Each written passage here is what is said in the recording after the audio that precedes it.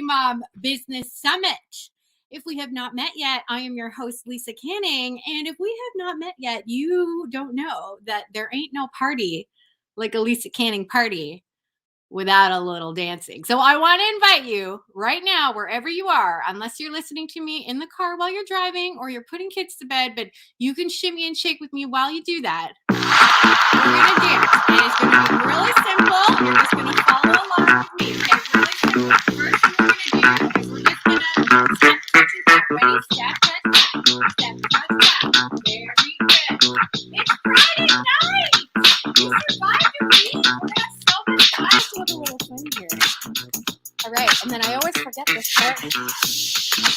That I got to calm down. Because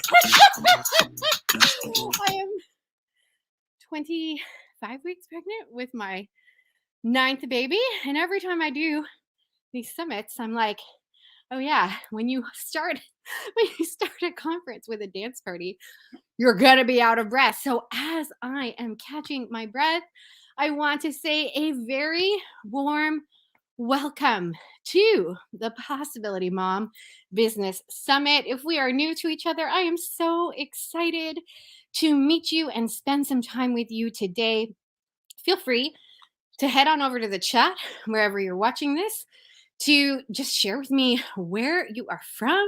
What are you doing? Are you excited? Did you have a good week? And I'm going to give you just a little bit of orientation before we get going. All right, step number 1 is if you are just stumbling upon this on Facebook, if you just watched the dance party and you were like, I want to know what this pregnant woman is up to, I want to invite you to grab the almost 40 interviews that come along with the Possibility Mom Business Summit.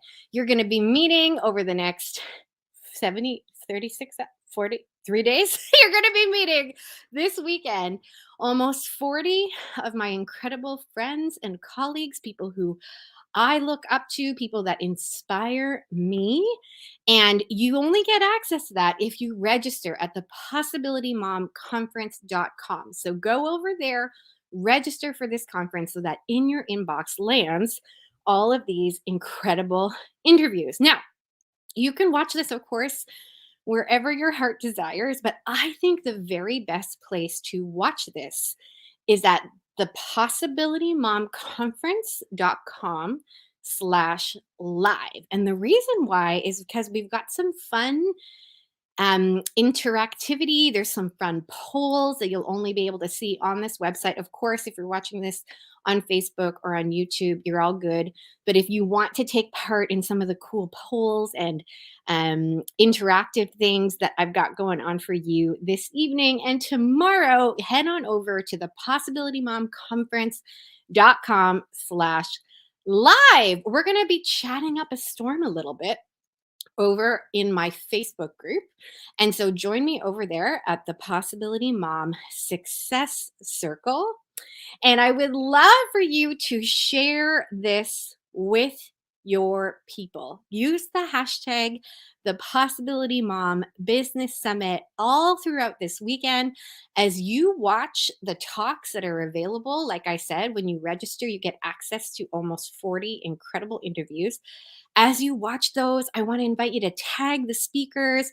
I want to invite you to tag me on Instagram at Lisa Canning in your stories and use this hashtag. Let's get something going all weekend long. And of course, share this with a friend. I would just love for this event, an event for dream chasing moms who want to do what they feel called to do in their heart, but don't want to do it at the expense of their faith, their family, or what matters most. And so if you know someone who might enjoy this kind of content, share the link, thepossibilitymomconference.com, with them. And then finally, why this matters so much to me to do in a live setting is because I love chatting with you live. So put all of your comments, put all of your questions. There's going to be questions that you can ask the live speakers we've got coming up. I want you to just make this as interactive as possible. It is so much fun for me to do it. that way. I'm going to be calling out to my husband, Josh, who is my, what do you want to be called tonight, Josh? Executive tech producer, Joshua Canning, director, baby wrangler, all the things, calmer downer of wife. If you're not already following me on Instagram, you know that I keep it pretty real over there. And I shared a little bit today about how I had some extreme emotions. Extreme emotions. Would you say that's accurate, honey? Yeah, pretty lightly. You said that is putting it lightly. So I'll be calling out to my husband, who is going to be ensuring that things are working, that you can see and hear me and all the things. How are we looking on the possibilitymomconference.com/live? Is the Slido working? Is all the things working? If you're over there, put a comment in the box so that we know that that is all working and in good order. All right. While he is doing that, I want to say hello to a bunch of people. Hi, Jordan. Welcome from Morristown. Mama 5 and waiting for baby number 6 to arrive any day. Oh my gosh. I love that you are playing Barbies with your daughter while you listen to this business summit. Guadalupe says, I'm so excited to learn from everyone, and you are an inspiring and amazing Lisa Canning. Thank you so much. Fiona. Hi, Fiona from Toronto, my home and native land. Thank you so much for the sweet compliment. And hello, Danielle. Welcome. I'm just so happy to spend some time with you all. Alrighty, what are we doing tonight? What are we doing tonight? What is the point of us gathering here together? The question that I want to explore is this: can a mom really follow her business dreams and be a great mom at the same time? And if I can get the technology to work, are you ready? This is the part where I'm like, oh, is it working? Okay, so I think I just put up a poll, our very first poll. Do you believe it's possible to be a good mom and run a business at the same time? If you're watching this on the live page, go ahead and answer in the poll how you feel. The options I gave you there were yes, I believe it.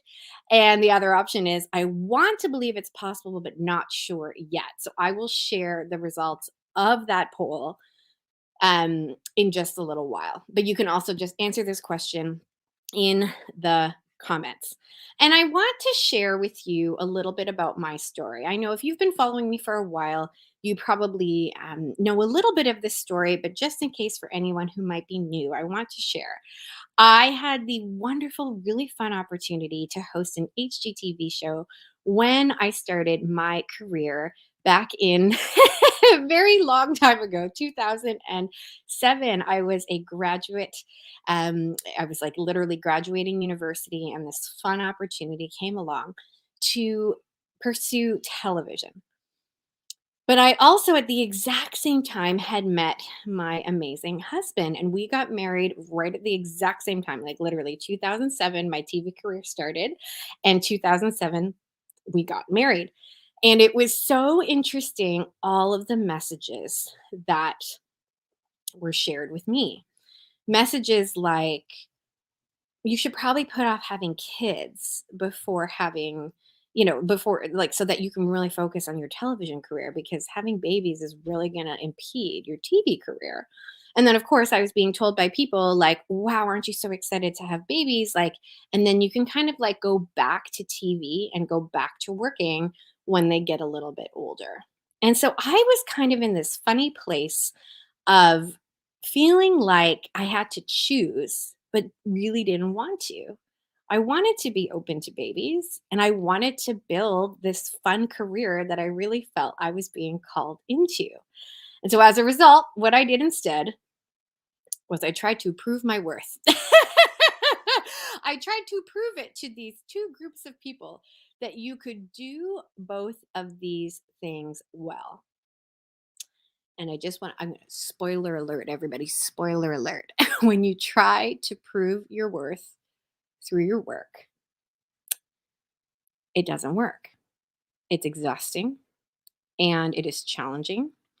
And unfortunately, it resulted for me in what I affectionately call my minivan meltdown. I I had 4 babies in basically like less than 6 years. So I had 3 kids in diapers. And I was so just bent on showing everybody that you could still have it all, that you could still do it all, that I decided it would be a completely appropriate thing to do just days out of hospital, just days after giving birth to my sweet Rose, to bring her to a messy construction site. And I just remember the look on the trades' faces when the trades, so I'm talking the guys who were like painting the house, who were like sanding and staining. It was so messy. It was so dirty. And I just remember the looks on their faces. They were like, you just had a baby. And it was like everyone else knew a secret that I did not.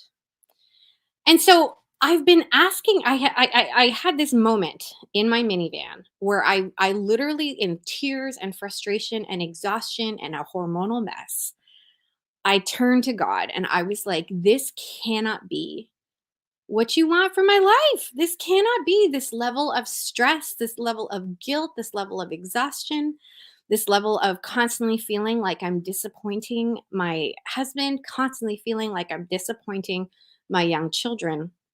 And that was the beginning of the end, so to speak, or the end of the beginning, I guess, whatever, where I really felt like there was another way and I was determined to find it.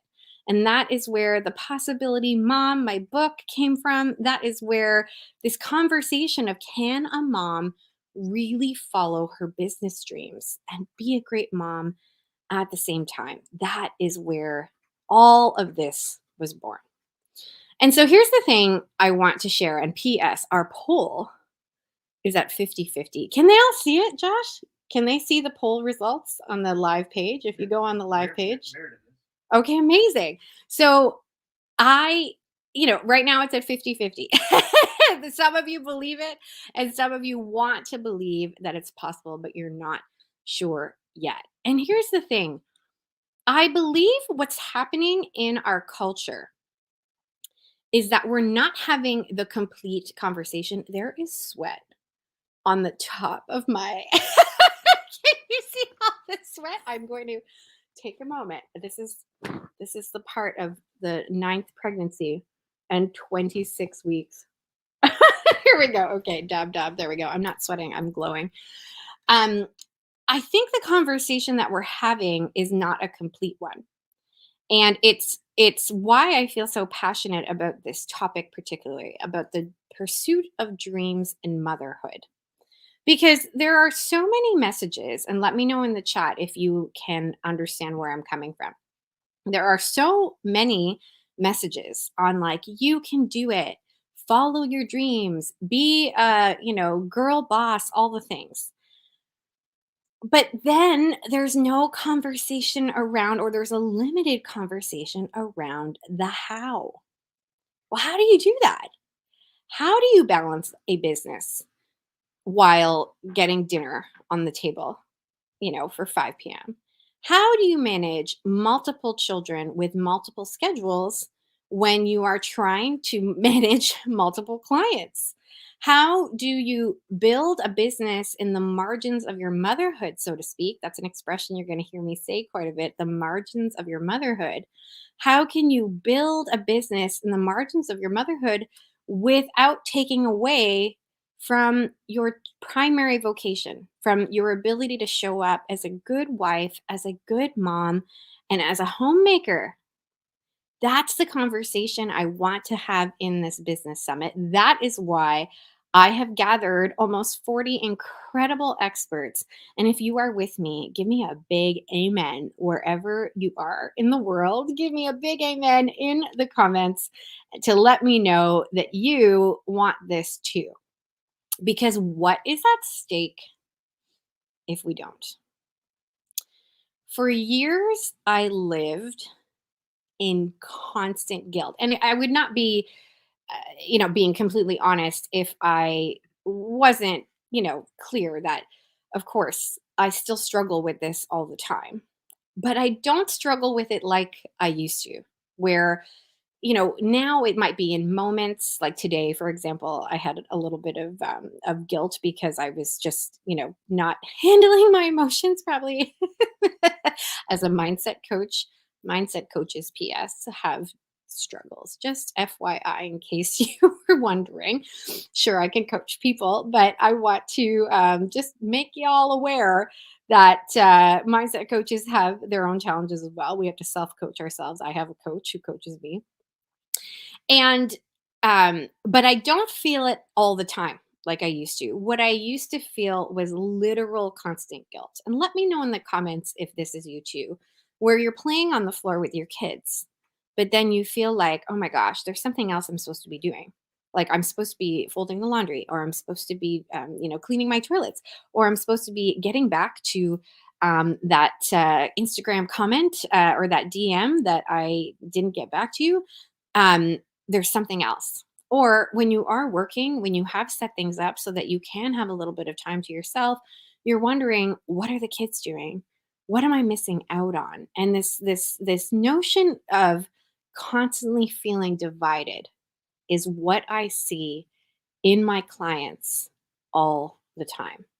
And it's what I see on the internet, and it's what I see, just like in the chat, that this is an epidemic. We talk about the pandemic, but the pandemic that or the epidemic that I was observing in motherhood was this dissatisfaction.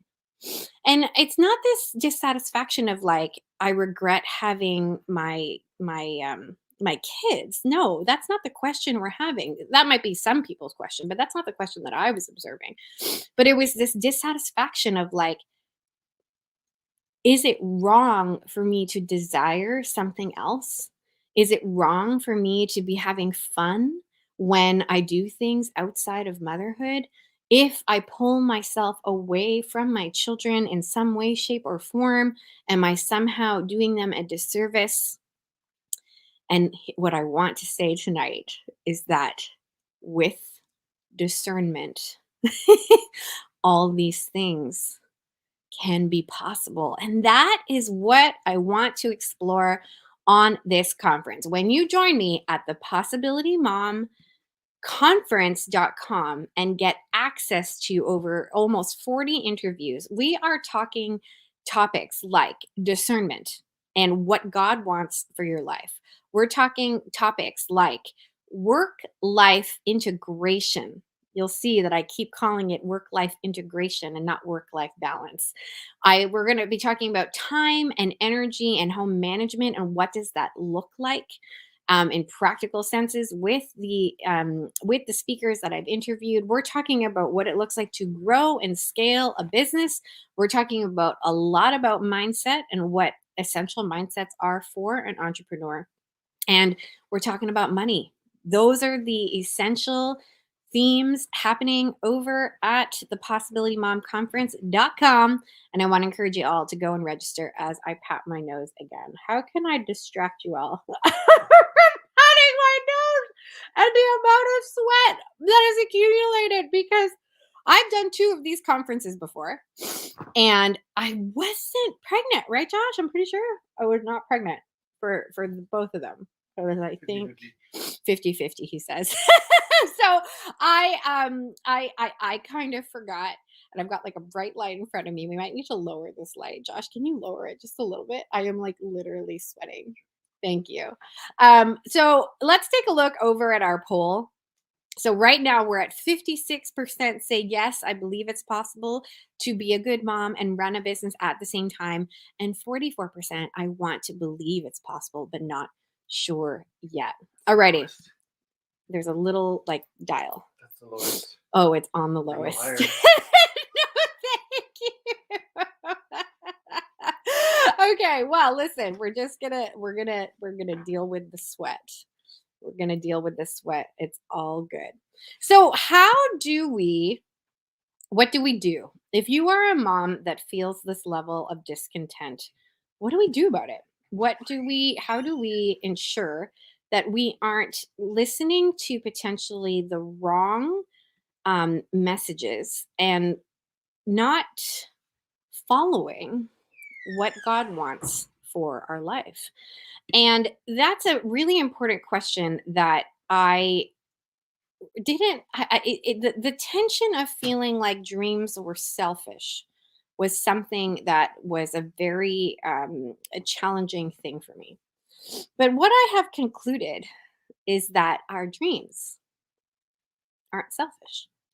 And our dreams, when actually when put into action, um, with proper discernment, when they are there with proper boundaries, when you are able to discern the right time, the right season for your dreams, and when you invite God into your story, anything is possible.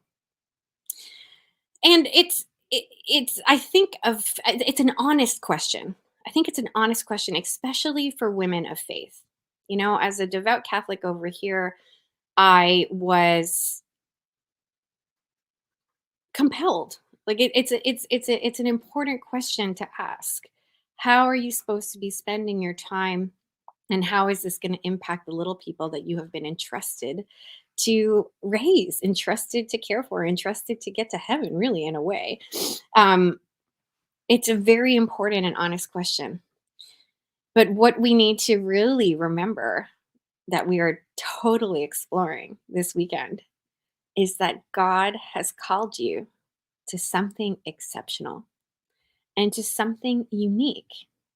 And when we can discover this unique call, this unique ability, this unique way that only you are supposed to live, I believe that we can really become unstoppable. So, I want to do one thing real quick right now. I want to show us the schedule for the lives this weekend. I am going live between tonight on Friday until 10 p.m. East, and then again on Saturday. And I just want to really quickly show you the schedule of what is happening so you know what to expect. If you are not already following me over on Instagram, may I invite you to join the party over there. Okay, so by now you should have already received 40 incredible interviews in your inbox. If you cannot, for whatever reason, find them, locate them, if your password isn't working, just send us a comment below, or you can feel free to send an email to info@lisacanning.ca and we will help you out. Your interviews are going to be made available until Sunday, September 26th at 11:59 p.m. PST. So West Coast people, you have all the way till midnight in order to watch everything completely for free. Now, if you're not around this weekend and you are like you're camping, or you don't have childcare, or you just really want access to all of these interviews, and can I tell you, when you get in there, you are going to really want to watch them all. You can definitely upgrade to the VIP pass, and all of that information is at the Possibility Mom Conference.com. All of the information for how you can upgrade and have access to everything for life basically is all in there. Tonight, we are going to be welcoming January Donovan, my dear friend, founder of the Women's School. And what we're going to be talking about is what it means to go from work life to your life's work, and why work life integration is so much better than work life balance. You're going to have the opportunity to chat with January in real time tonight for a Q&A, so definitely get your questions ready and they'll be answered live and in real time. At 8:45 tonight, we're going to bring on my husband, the wonderful Josh Canning. And we're going to be chatting about how to dream with your spouse and keep your marriage a priority. And Josh is like a hot commodity, if I may. Whenever I do lives with him, whenever we host conversations like this, whether it be about mental illness or whether it be around the pursuit of dreams, um, it's just a very interesting conversation, and people are always interested to pick his brain. You have to do things in partnership with your partner, and so there can be a lot of tension. It's just a reality that we do need to sort of like declare. And so I'm really excited to have him on. And of course, you can ask whatever questions. If your husband has a question for Josh, bring it. Bring it all here to the Possibility Mom Business Summit. And then I'm going to be talking tonight about casting vision for your life and how to gain clarity around your unique call. That's today. Tomorrow, I'm going to be joined by the incredible Dr. Janice Bradenbach. She is a professor of motherhood. How cool is that? Among many other things, she did the philosophy of motherhood, excuse me. And she's taught ethics. She's taught history of fashion, philosophy of fashion, so many interesting things at Ave Maria University. She's going to be talking about why moms should ditch the labels and discern God's will instead. And right before that, I'm going to talk about how to take action even when you're scared. We're going to be talking what it means to close the gap between thought and action. And what I'm doing tomorrow that is really special is I'm going to be live coaching with some incredible women who have challenges, questions, concerns, just like you. I polled people over on Instagram asking, do people want to be coached live and in real time using Metanoia Catholic's thought trajectory model, which I have been trained in? I am a certified Catholic mindset coach. We're going to talk at the lunchtime hour about what it means to build wealth without guilt and why building wealth is compatible with a life of virtue. We're going to talk about why scarcity of time can be a superpower, and then bringing our time together home at the Possibility Mom Business Summit is the incredible Liv Harrison. When I say incredible, all of the speakers that I'm bringing on are incredible. But if you follow Liv Harrison, you know that this woman has been through a lot, especially in just recent weeks. And we are going to talk about how to persevere when things don't go according to plan. I don't know if I know anyone who has the outlook on life and ability to show up for her dreams even when things don't go according to plan, like Liv Harrison. And then, as you know, or as I've shared, we have still have access on Sunday. You're able to continue your experience of watching all of these incredible videos. And I'm just so excited for you to watch them. Like, you have no idea. I'm so excited. Here's the thing that I just feel very compelled to share. When you think about it, and let me know in the comments if this resonates with you, nobody, or typically, people don't go to school to be a mom. Like, think about it for a minute. What formal training do y'all have to be a mom? Certainly, you might go to a course or like something at the hospital to get ready for labor, right? You might read things like what to expect when you're expecting, or you might read things like Happiest Baby on the Block. All these books are great. I'm not trying to discount or discredit any of these books. But when it comes to the pursuit of our dreams while keeping babies alive, what's our preparation? And also think about it in this context that we are now in a time in history where we no longer, or at least it's not as common, to do things in a community.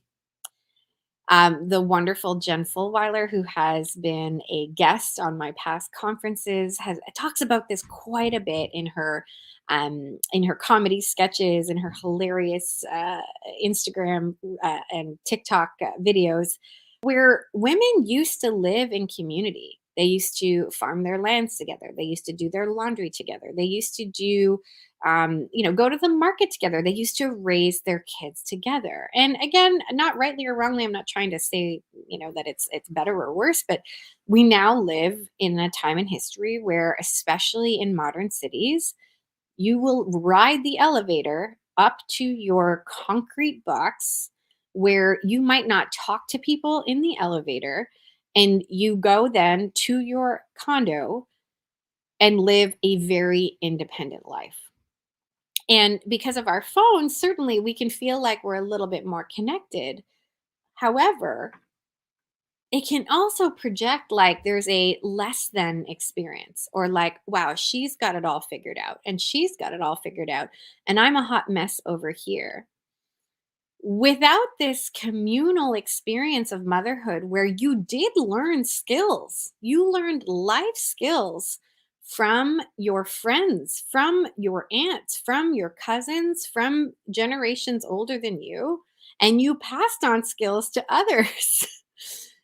Without that sense of community, without that sense of someone being able to say and speak wisdom and hope into you, without that ability to interact and see, hey, like I can learn how she does things. Unfortunately, what I'm observing is we learn this way. Like we're learning from a very isolated little snippet of what a mom is choosing to put on the internet.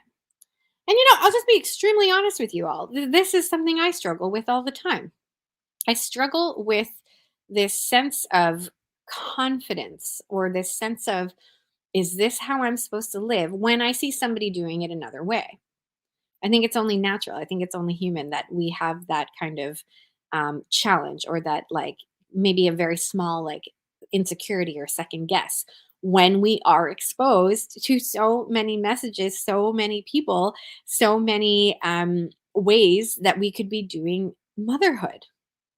And what I really hope everyone walks away from on the Possibility Mom Business Summit, and what I really hope, especially the section of talks on discernment, the section of talks on what it looks like for work and family to be integrated, the set of talks on business, mindset, to be honest, all of them. What I hope that when you walk through every single one of the categories on this summit, that you leave with a sense of confidence that you have a unique call, that you have something that you alone are supposed to do with your time on this world,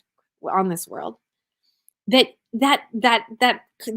unique call is actually divinely inspired, meaning there is something that you alone are supposed to do, and therefore it's gonna look different. It should look different. It has to look different from the way I'm doing it, the way your sister's doing it, the way your Instagram friend is doing it, the way the person on Instagram you follow that feels like a friend is doing it. It should look different. But what this requires is what? Discernment. And what it also requires is a willingness to be open to the will of God in your life. I want to take down our poll. Right now we're at 60% believe it. Yes, 60% are saying I believe it, and 40% are saying I want to believe it's possible, but not sure yet. And I just want to open this one up for feedback. What is a dream you have for your life or for your business? And what fear is currently making it difficult to make progress?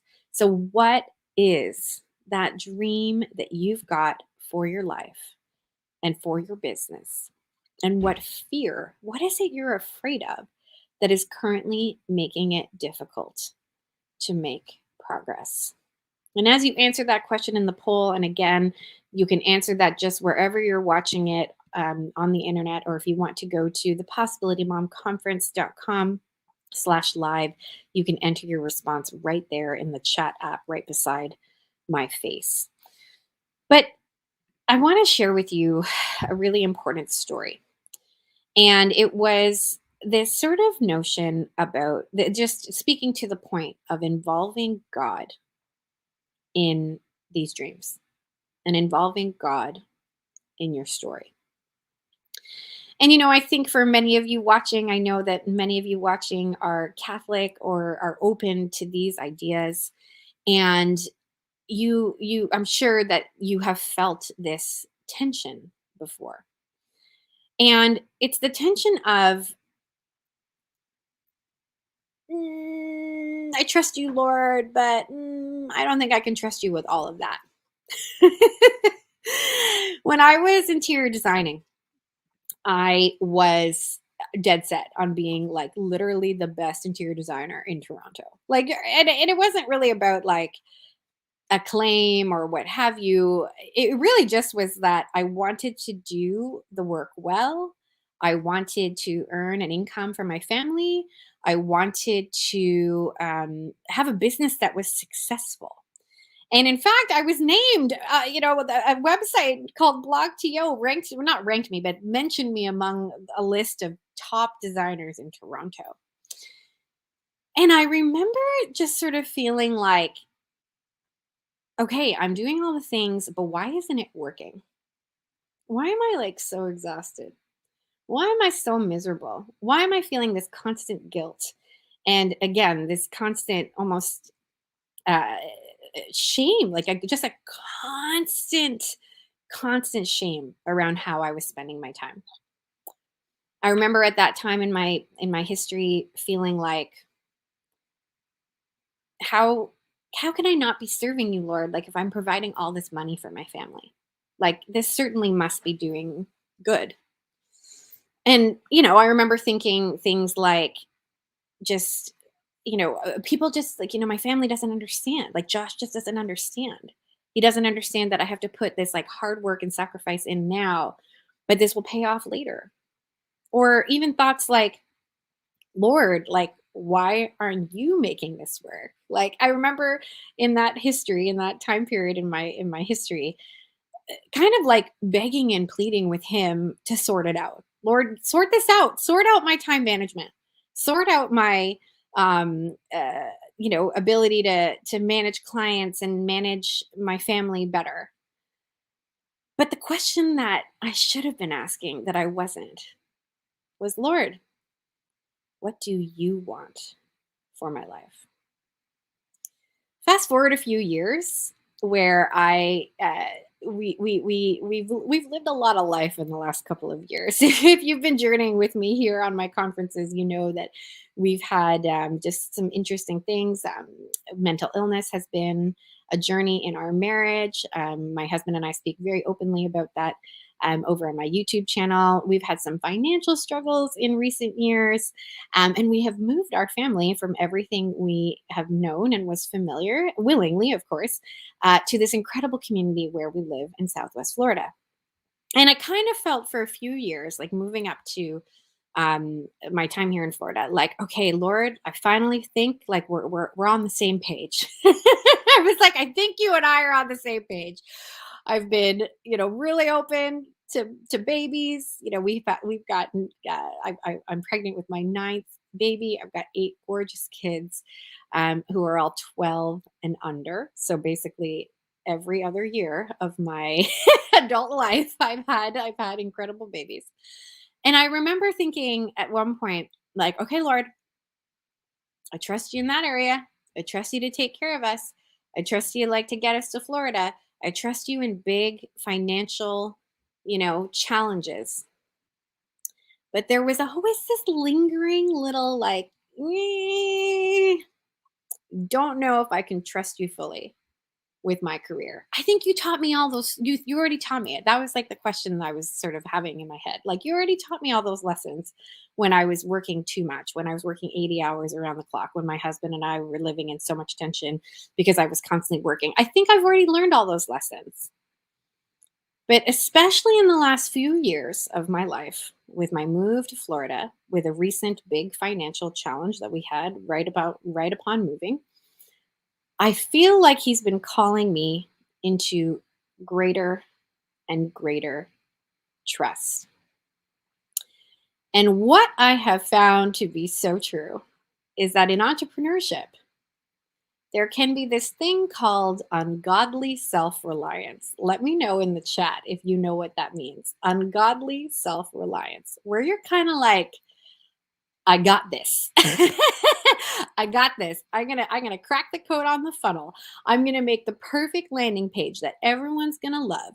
I'm gonna create this product that people are just gonna flock to. I totally got this. And when you're an entrepreneur, of course there is a reliance. Like you're the one who acts.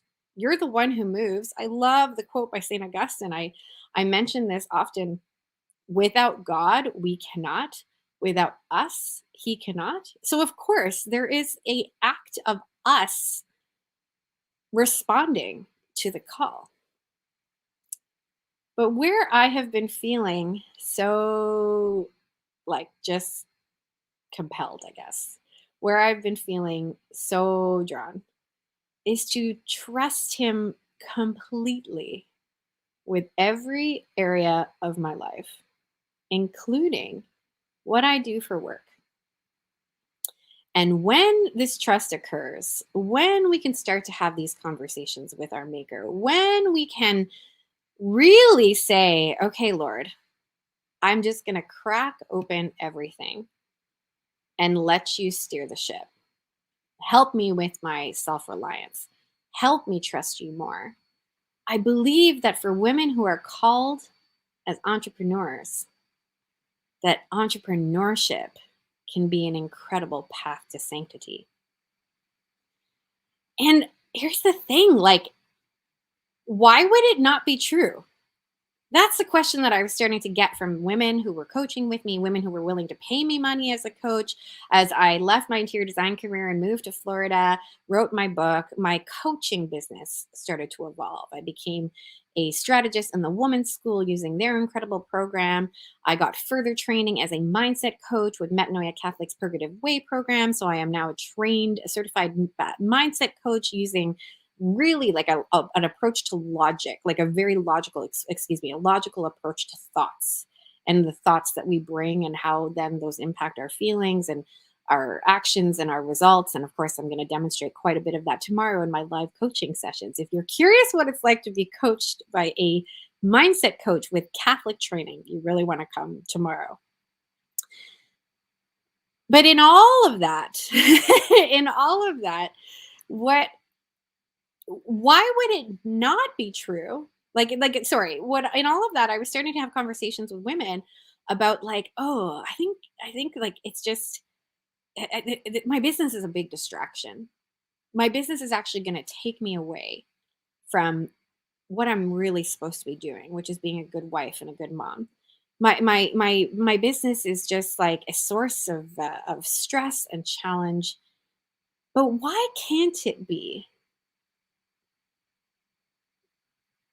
how you become the woman you're supposed to be? Why can't your business be part of the way you're meant to become a saint? And what happens when we unlock, like I shared, where you crack open all the areas of your life, not just the ones that you're willing to kind of give to the Lord? What happens when you invite the Lord into all the aspects, all the facets, all of the arenas of your life and say, okay, Lord, you steer the ship. I'm gonna willingly come along for the ride. I love going back to that Augustine quote. Without God, we cannot. Without us, God cannot. Without us, or without God, we cannot. Without us, God cannot. I believe for women who are called to run a business, the impact that can be made on the world is immense. But as we're going to be exploring throughout this summit, the impact on our families can be immense. When we have children who can observe mothers succeed, when our children can watch us do hard things, when our children can watch a mom literally change a culture by showing up in her community, by being a generous contributor, by being kind to her neighbor, by teaching others. Just think of the impact that has, not only on the world, but on the people that we've been entrusted to raise.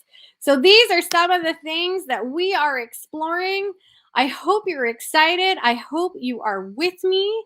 I want to see some of these the comments you've had So we've got, I want to be a stay-at-home mom, homeschool my kids, and work from home. My biggest fear is not having enough money to sustain my family or for my husband to sustain us. Money is something we're going to be talking about quite a bit in this summit. Balance. I want to give as much as possible to my kids and to help them become saints. And I want to help earn money so that we can buy a farm eventually. Husband is on board. Time management with baby. Yes, only one so far is the biggest obstacle, but I fully embrace being a mother. When kids can see us succeed, I think incredible things are possible. And so I want to share with you just a teeny tiny glimpse at some of the interviews included when you grab your VIP pass to have them for life. These these incredible interviews are available all weekend long for free. Let's take a look at some of what is in store for you this weekend. I am a firm believer, Lisa, that our children need to see us succeed, that this is one of our vital contributions to the world because of the state of our culture and just almost how dark it is right now, that if they don't see an example, our sons and our daughters, but really our daughters, to see a woman that is making an impact. And some people are actually called to go out there and lead the army and give their life. And I don't know which call my children are going to have, but if they're the ones that are called to lead, they're going to know how. And that's what I feel like we need to see us succeed to know how to do that. Because I find joy in it and I have like this desire for it, then I make it work. How can I, have my ducks in a row with my family? If it is God's will, then He will make it happen for you. I think all things are possible, but I think if you really truly ask God, like, what is it you want? Is this of you? Because even me, like, I love this so much, but I have to constantly say, God, is this what you want? Even though you might think it's impossible, dream. Just dream, write it down. What would that dream be? And I think, when you're able to dream it and just visualize it, again, we all kind of started out with a dream and a vision. And I think, again, just going back to, think of that one step. Again, it takes work, it takes creativity and time, but it is absolutely possible. And again, think about what it is. How do you define being a good wife and a good mother? Are you meeting that standard? And I think if we can challenge some of that, there's a lot of pressure we put on ourselves. There's possibilities in all areas of life. And so it's definitely possible for you. If the Lord has put a desire on your heart, there's a way that it's going to be able to get done. So don't be afraid. Those are some of the interviews available to you on this summit. And again, you can access all of those at the Possibility Mom Conference.com, where you can also upgrade to your VIP pass. So the word balance, I don't know about you, but for me, it's a real trigger word. And it's an interesting thing because I was desperate to find it in that time of working 80 hours a week in my interior design business and hardly ever seeing my husband and my small kids, trying to prove my worth in everything that I was doing in my work, which PS again doesn't work. It doesn't work to prove your worth through your work. Say that 5 times fast.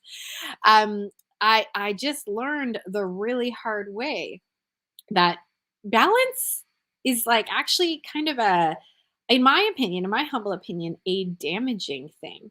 It can be a damaging thing because it presumes that the right way or the correct way is to have a sense of balance. But what if instead of balance, we looked at it completely different? And to tackle this topic, I think is just the perfect person. And I want to bring to the Possibility Mom Business Summit my dear friend, someone that I respect and admire and learn from all the time, January Donovan, founder of The Woman's School. How are you tonight, Jan? So well. I love listening to you. I take notes. I learn so much. So thank you. You look so pretty. What is this shirt you're wearing? Oh my gosh. It's called Putting the Kids to Bed. Talk about integration. Good date night. Pop to movie. Little makeup. and I put on the shirt. So it's real. It's a skill. That's all there is to it. It's nothing fancy. It is a skill. So what I really want to dig into with you is this whole notion of work-life balance versus work-life integration. And I want to encourage people as we are chatting, put your questions for January in the chat. Just keep them coming, and we'll have some time towards the end of our time together with January to tackle all your questions in real time. But one of the things that you and Ryan, I had the pleasure of interviewing both of you on the summit. You can go find the summit, one of the almost 40 that were featured. You're getting some love there from Amy Cummings, a fellow strategist in the Women's School. Is Ryan mentioned something, or you might have mentioned it, but I think it was Ryan. You guys went from calling it your work life to your life's work. So maybe just share with us a little bit about what that looked like for you guys. What was it like to go from work life to your life's work? Okay, so the background there is that Ryan was in real estate and really had a pretty, I would say, successful business. And I was a stay-at-home mom, and I always trained women while I was a stay-at-home mom, but I didn't consider myself necessarily a working mom. So we casted a dream. We learned how to dream as a skill set, which I think is a training in itself and a distinction in itself. And when we realized the difference between goals and dreams, we realized we weren't dreaming. And the biggest factor of a dream is that it's part of who you're called to be in the world. And so when we walk through the process, I remember the different sort of steps that led us to say, okay, now I've been kind of building up the resource that I need so I can actually get into what I feel like I am actually called to do. And for Ryan, it was a journey of coaching and training and then leading a business. For me, it was building enough resource to say, I'm called to this. I'm called to build a school for women. What do we need to do to move into what I believe, now we both believe we are called to? It has pulled us. So I think it's a journey to figure out a life's work. And I don't think the answer gets revealed all at once. I think it's a process. So that was a process for us to say, okay, now it's saying I can risk doing a job I don't necessarily like and love. That was for Ryan. And leaving it, knowing there's a lot at risk to do what I feel like I'm called to do. And he could have turned away and there wouldn't be a women's school. He could have said, it's too risky. We have 6 children. There's no way I'm leaving my work life to do my life's work, even though I would love to be doing it. The ultimate question is, what would you love to do? What is God calling you? And that, I think, was the journey for us. And, the interesting thing that I always see, Lisa, is that the question always for us when God reveals a dream is, okay, now that I've revealed sort of this dream, now who do you need to become to achieve this dream? Mm-hmm. And so moving into our life's work, it's been a journey of becoming and stripping and learning to receive our life's work, which is for us right now, it's the women's school, and Ryan sort of running the man's school, the women's school, and all the many different schools. So I love it. And amidst all of that, you have 8 incredible children. And it's really funny because for a really long time, we were basically like echoes of each other. Like you got pregnant and then I would get pregnant and then I would have a baby and then you would get pregnant and then I would get pregnant. It was just this like really funny cycle where basically we just kept swapping baby clothes back and forth. So, I mean, I certainly know the reality of raising 8 kids. Our kids are also very similar in age. And the question that I know you and I both get all the time is, how on earth do you do it? How on earth do you do things like squeeze in a quick date night, put a movie on for the kids, put a shirt on? And I know it's a skill, totally get a skill. But that's what I really want to hear from you, is why this notion of integration. Mhm.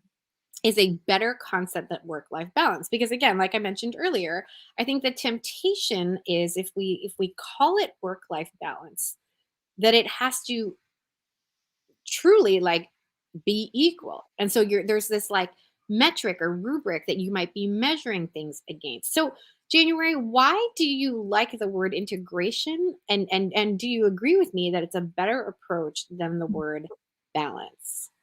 Uh, yes. So I just never like the word balance because our the words that we use and the things that we think about shape our perspective. And when you think of balance, you're always sort of going back and forth and you're not really on steady footing.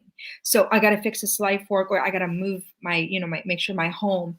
And my opinion is that God did not design us that way. My humble opinion is that God designed women to be part of rebuilding culture. Therefore, there are going to be seasons in our life where our voices, our work need to be expanded outside and is an extension of our home.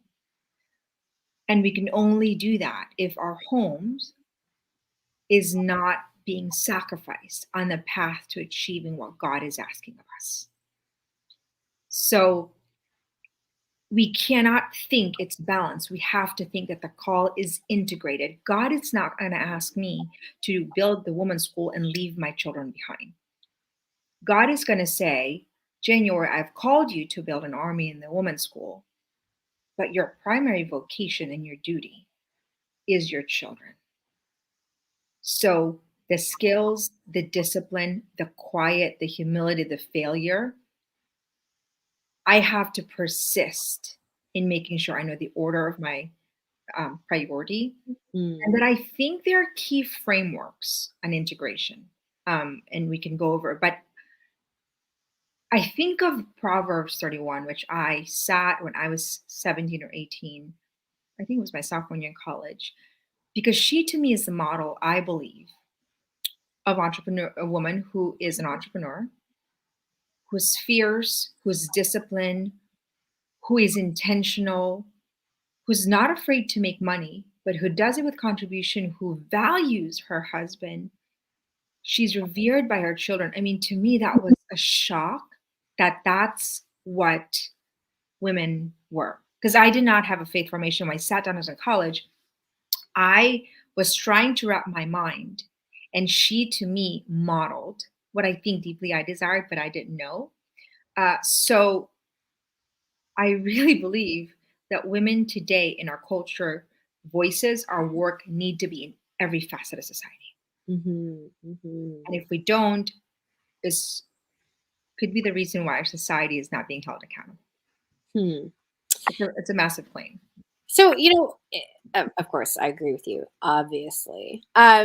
But I can hear the people in the back who are saying, "Well, what happens when you're building the women's school, or you're prepping for a huge conference? Like, who's with the kids? How are you able to show up for a date night? Maybe not be exhausted, maybe not be distracted." So I'm curious, January, what are some of the ways that you and Ryan have designed your life so that you're actually protecting your peace, protecting your energy, and the business isn't drawing from that, your ability to show up well as a wife and a mom? What are some practical tips you can give us that you guys implement in your daily life? Okay, so I think this is a very important question. So I appreciate you asking it. I'm going to start with 5 key frameworks, and then I think I'm going to talk about sort of very practically. My life is so real. I have 8 children. I'm running a company. I have an infant. And So like, I it's just need to paint the picture, like, because again, I'm your neighbor. We spend a lot of time together. Like, your house is like my house, meaning like not quiet. Like, it's like there's always something. There is always like a riding toy. There's always, other people's children. Our there's houses are dance parties sometimes. So just want to paint that picture very it's real. realistically. Mhm. Yeah, so it's loud. My house is loud, and I love it. I don't wish it away unless I'm focusing on work that I really need to.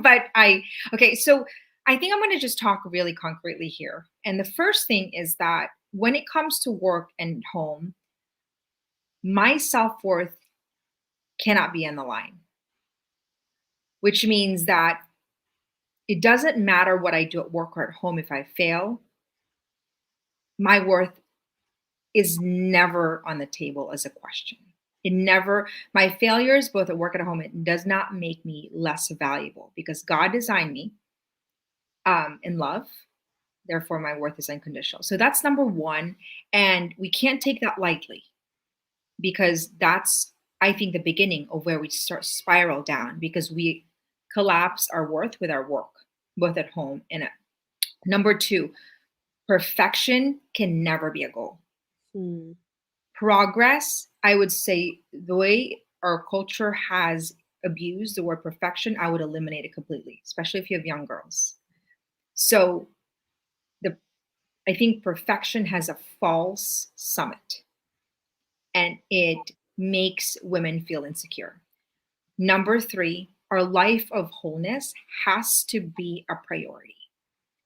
We cannot achieve great big things in life, and that's a relative statement. We cannot achieve what God is asking of us to contribute in culture and lose ourselves, our marriages, our children on the path to getting there. And I know you talk about that because nobody's teaching us how. So on the path to chasing our God-given call, our dreams, we are responsible to create, design, and discipline a life of wholeness, which we don't talk about. That is so crucial because I need to see the different parts of my arena all the time. And to me, I am constantly designing every arena of my life on very clearly because it's so important that I honor the things that I know is going to give me the capacity for sustained generosity, giving here big concepts. I think number four is the importance of environment in building a culture at home and at work. And what I mean by that, I think our Lord designed Eden and he just didn't plop us in some place. Our homes, our domestic church has to be a place of nourishment. And if that's not a place of nourishment, it doesn't matter what we accomplish because we don't want to come home. Our husbands don't want to come home. Our children don't love home. And we have to go to work and there's a lot of stuff at home. It's not. So the environment is actually a very important factor. And it's not, when I say the environment, it's not just the design or the color. I'm talking about the intentionality of the infrastructure of how it is intentionally designed, accompanied with the boundaries and the standard. So it's not just sort of like what it looks like. It's how we intentionally design how it should feel like, which requires standards and boundaries. And I think the fifth concept is simplicity. I think simplicity is the hardest part to achieve because simplicity means we are so focused on the call of the moment, the call of the season, and be so willing to say no to what God is asking to do what is great and not just what's good, to protect the integration of both our call and our work life and our home life. So if we don't understand these, I think they're key concept, it's because nobody's giving us these key concepts. So we're fumbling our way through it. Nobody's kind of connecting these dots and we're suffering for it. And we start to then question, is this really God's will? Well, God's will requires us to form our will on a consistent basis. He says, okay, that's the dream. And it's actually just the invitation to become the discipline. So the integration is the key ingredient because that's what allows us for sustained generosity, which is how we are designed. Women are designed to nurture culture, but when we do not receive, we have no capacity for sustained generosity. And that's what integration actually does. So I think sort of that's the macro. Yes. So I can kind of funnel it. I'm going to start with step one, which is my worth is not in question. I think number one is I don't sit there and talk about um I can't believe I did this. I don't beat myself up. I think failure when I make a mistake in my kids just messed up or at work, I have a script that helps me Mhm. so that my worth is not on the line. And I remind myself whose I am. I remind myself that failure is part of the journey of both motherhood and work. And that's where actually humility that I need in order to grow. So I think that's one thing is that I'm constantly just not entertaining conversation that are unnecessary. Mhm. On a very practical level, I just don't use the word perfect. I think simplicity when I talk, wholeness is that I think Ryan and I really sit down and look at the different parts of our arena and say, what's needed? Mhm. How can we re-strategize here? Um, it's just part of, I think, what we ought to do, part of our planning, so that we're constantly reassessing the different arenas of our life because it never ends. We have to constantly manage our capacity to honor the different parts of us for the sole purpose of being able to give more of ourselves. So we really intentionally do that. And I think from a very practical level, like I, right now, I just really think about every room. Mhm. Think about, okay, what should be the culture in this particular room? What are the standards? Like I'm fierce about standards, and my children kind of probably are very aware of it, but boundaries and standards are like a lifeline.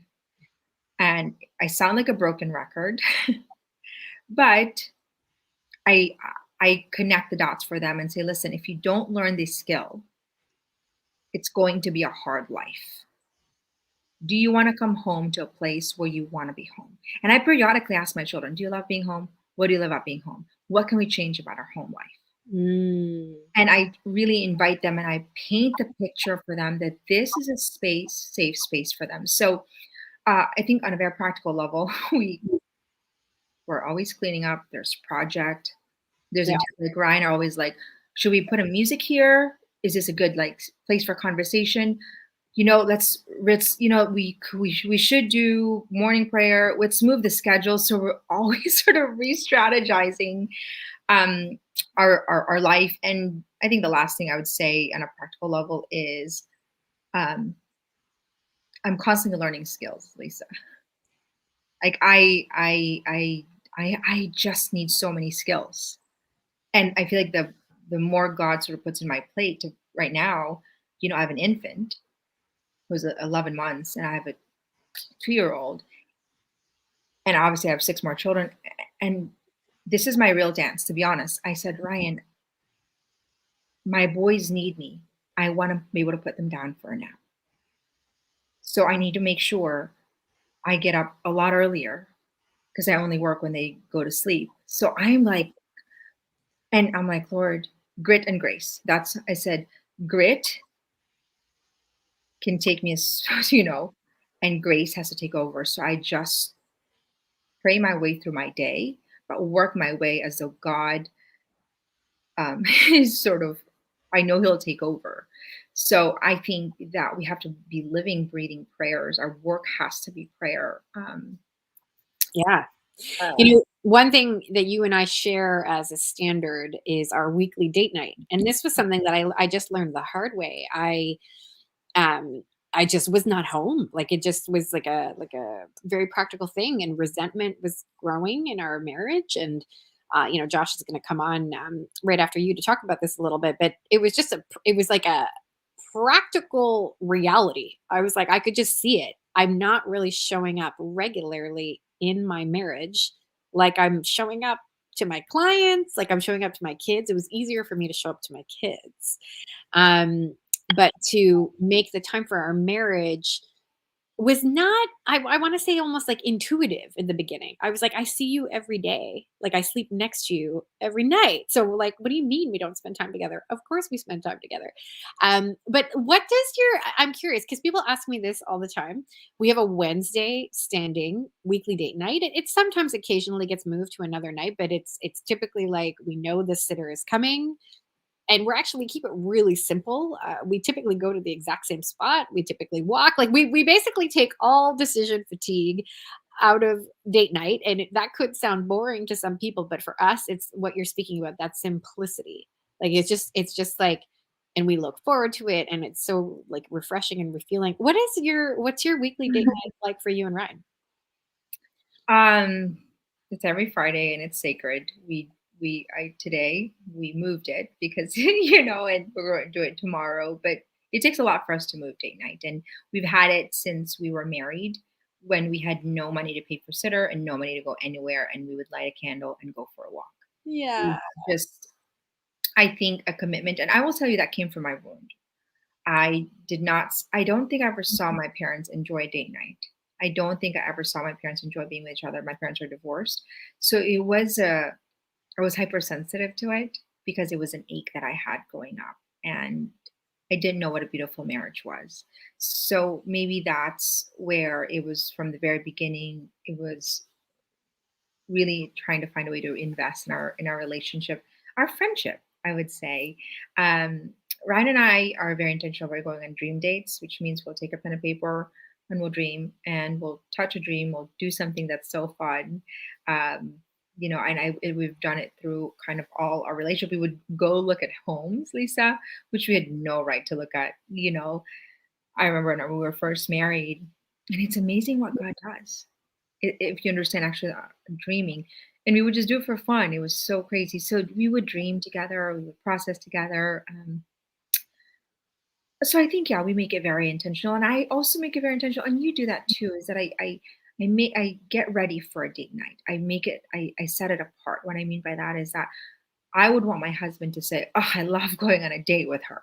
Like just for me to honor her, and that it's something different and then something unique. So yeah, I think we just make a decision to make it very sacred and simple, I would say. I love Sometimes we go on a date and we're like, "Where are we going?" And Ryan will always say, "It doesn't matter. I'm with you." You guys are so cute. Oh my gosh. So I really want to encourage people to check out Ryan and January's interview that is within your member portal for the Possibility Mom Business Summit. So, in a similar kind of breath, again, I know the reality of 8 children of different ages, of different needs. When you have an infant, when you have kids who nap, how do you navigate giving each of them the time, but not even just the time, like what they need? How do you navigate the different love languages, practical things that they all need? How do you strategize that in the Donovan house? Right. So first, I think it's important for women to understand the importance of health. If I could, I will not ever run for office politically. But if I were ever to, and I say never, like I have no desire, but if I were to, I would put in legislation that every household in America would have built-in health. I think Proverbs 31 had help. I do not believe we are supposed to design life without anybody around us. And our culture now is that we're supposed to do it on our own. So I believe, number one, it is the first money we save for. I mean, like I didn't really care about clothes and I didn't care about stuff, and I would buy it in a thrift store and for years. But we saved money for health because that gave me what I needed to actually pour into my children, because I have 4 under 4, and then also give. So that's, I think, on a very practical level, help is key. And I think that could be a skill in itself. I would say, Lisa, that the second thing that we would do is that there's a rhythm of life at home that's so important. Mhm. Like the children know when they get up, the children know when they sleep, they know, lunch is on the lunch menu is on the fridge. They just have a clear understanding of the rhythm of life. So in context of the rhythm of life, there's volleyball game, there's track, there's an infant, but they have a basis. They know, okay, 7 o'clock is rosary, like that's, 7 to 7:30. And if you're not here, you are going to be scripting it. Right. So I think there's a rhythm that everybody is very hyper aware of. So I can tweak, add, and subtract, but it's ingrained in them. So I think that's important. I think number two is I'm constantly studying the development of the human person. I think this is was a game changer for me. I think that children, before I kind of understood this, gets labels and behavior because I actually didn't understand the development of the child. That 0 to 6, 6 to I'm sorry, 0 to 3, 3 to 6, and 6 to 9. It's actually different, just a different world. So why is that important? Because I can't have the same expectation for my 3-year-old as I do with my 6-year-old and my 9-year-old. So I have to be like being able to pivot. Let me give you an example. Just today, my little 10-year-old, my 2-year-old hit my 5-year-old. So like a little Lego, and my 10-year-old Ina's is like, no, Rock, that is not what we do. I give her a script. I give my children scripts all day long. No, Rock, that is not what we do. You need to say, I'm sorry. And so I said, Ina, you cannot expect him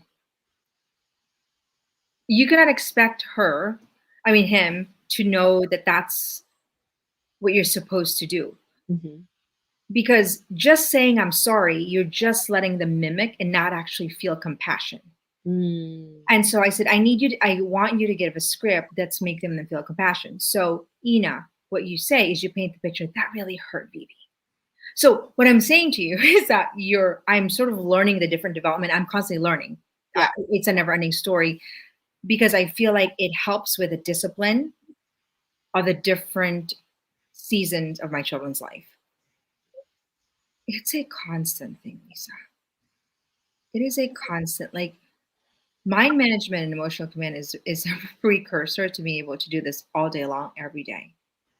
So I will say that we need to understand children. I think that's a very important thing. Like we need to understand the importance of boundaries in children.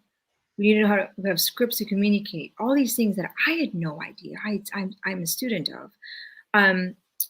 And I think the last thing is the importance of rest. This was probably something that I needed this as of recent, really, to learn a new layer of it.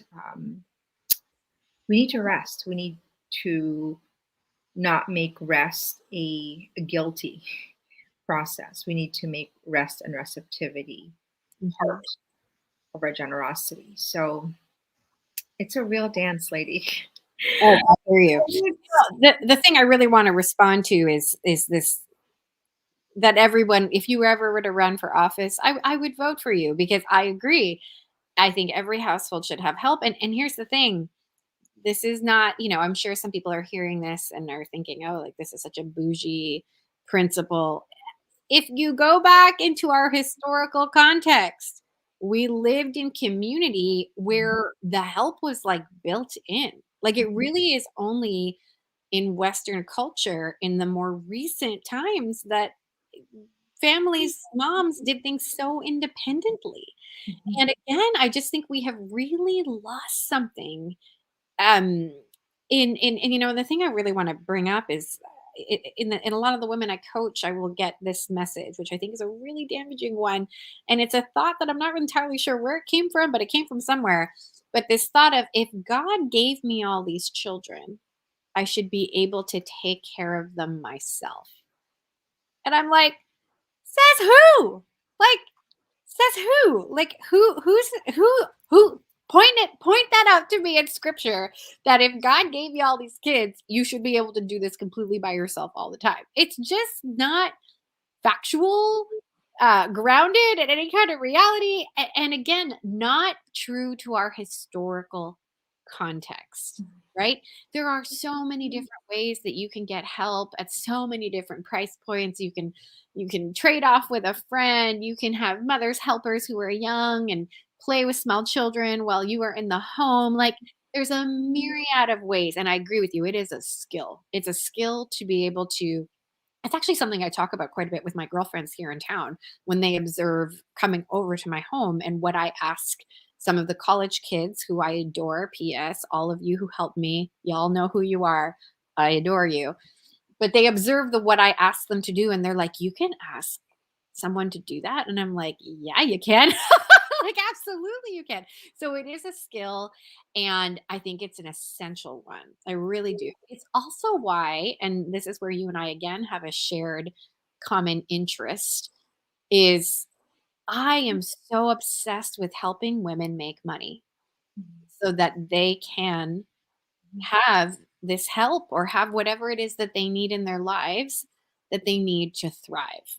And whether you have one or you have eight, for us, help became a very non-negotiable thing at six kids. That was sort of our um, breaking point, so to speak. We had part-time help up until then. We had like a rotation of, my mom, my dad, my sister, like many sort of like family friends who helped. But eventually we did make the shift to more like less reliance on family and more reliance on someone we paid. And for us, six kids was like the very pendulum point, if you will, or the tipping point in our own journey with getting assistance in our home. But the real thing that I really just want to express and impress here is that we used to live very communally, and it's a very modern concept that we mother on our own. And through the women's school, you have provided a means for where women who believe in the culture and what you're doing in the women's school, changing lives really with this message of wholeness and hope, an opportunity for them to make money for their families. And so, why don't you just speak really briefly before we open up the questions for you? We've got a couple. Why did you create the strategist opportunity where a woman could use your program, use your training in order to run a business? Great question. I want to tie up what you said, Lisa, because I think it's important. To receive help requires an abundant amount of humility. Mm. It is knowing we cannot do it all. And it's also accepting where our limitations are. And it's being willing to have somebody carry the crosses for us. So it takes a lot of humility and courage to say, yes, can you just do the dishes? Even though you're visiting. Do you know how many women, I actually have asked permission, I'm in your house and I love to do the dishes. When I do the dishes, does that bother you? Actually, don't touch it. It actually makes them feel bad. Right. We're not trained. And I think in the Western world, it's seen as weakness and it's subconscious. So I'm going to pivot to a question because I wanted to wrap that up because I think we need, that's an important point that you said. So the business came for me because I'm a stay-at-home mom before I started a business. And I realized the importance of resources, money, time, and wealth later. I didn't realize the value of it. I felt like, oh, to be holy is to be poor and wealth is bad. And I wasn't saying that out loud. I was living it subconsciously. And yet money, date night cost money if I wanted to go out. I wanted piano lessons for my kids at one point when we had a piano. All the opportunities that I want and the design that I wanted for my life, for my children, required some extra money. So I think that journey of processing the importance of a woman having resources and time, as we define in the Women's School's wealth, was the key ingredient to me that I said the strategist business means they can make their own time. Why? Because we need to be there for our infant or a 10-year-old when we need to, and we can design how our days and our routine is, because time is what God gives us to pursue his call. So by having a business, we can manage, learn the skills to build a routine so that we don't have to compromise parts of our life. And number two, we can be very intentional about being an entrepreneur, which I truly believe is a path to sanctity. That's another talk. Because money is so key for us to be able to protect, preserve the life in our home. And I'm not, like, it's not like you're making the billions of dollars. You're making an extra amount of time and resources to pour back and to contribute to your vocation. Mhm. So the strategist, I thought, Ryan, we need to create a business model, as Ryan was sort of helping me architect it, where women can make so much money without leaving their home and doing something that they feel alive in. And that's what the strategist business.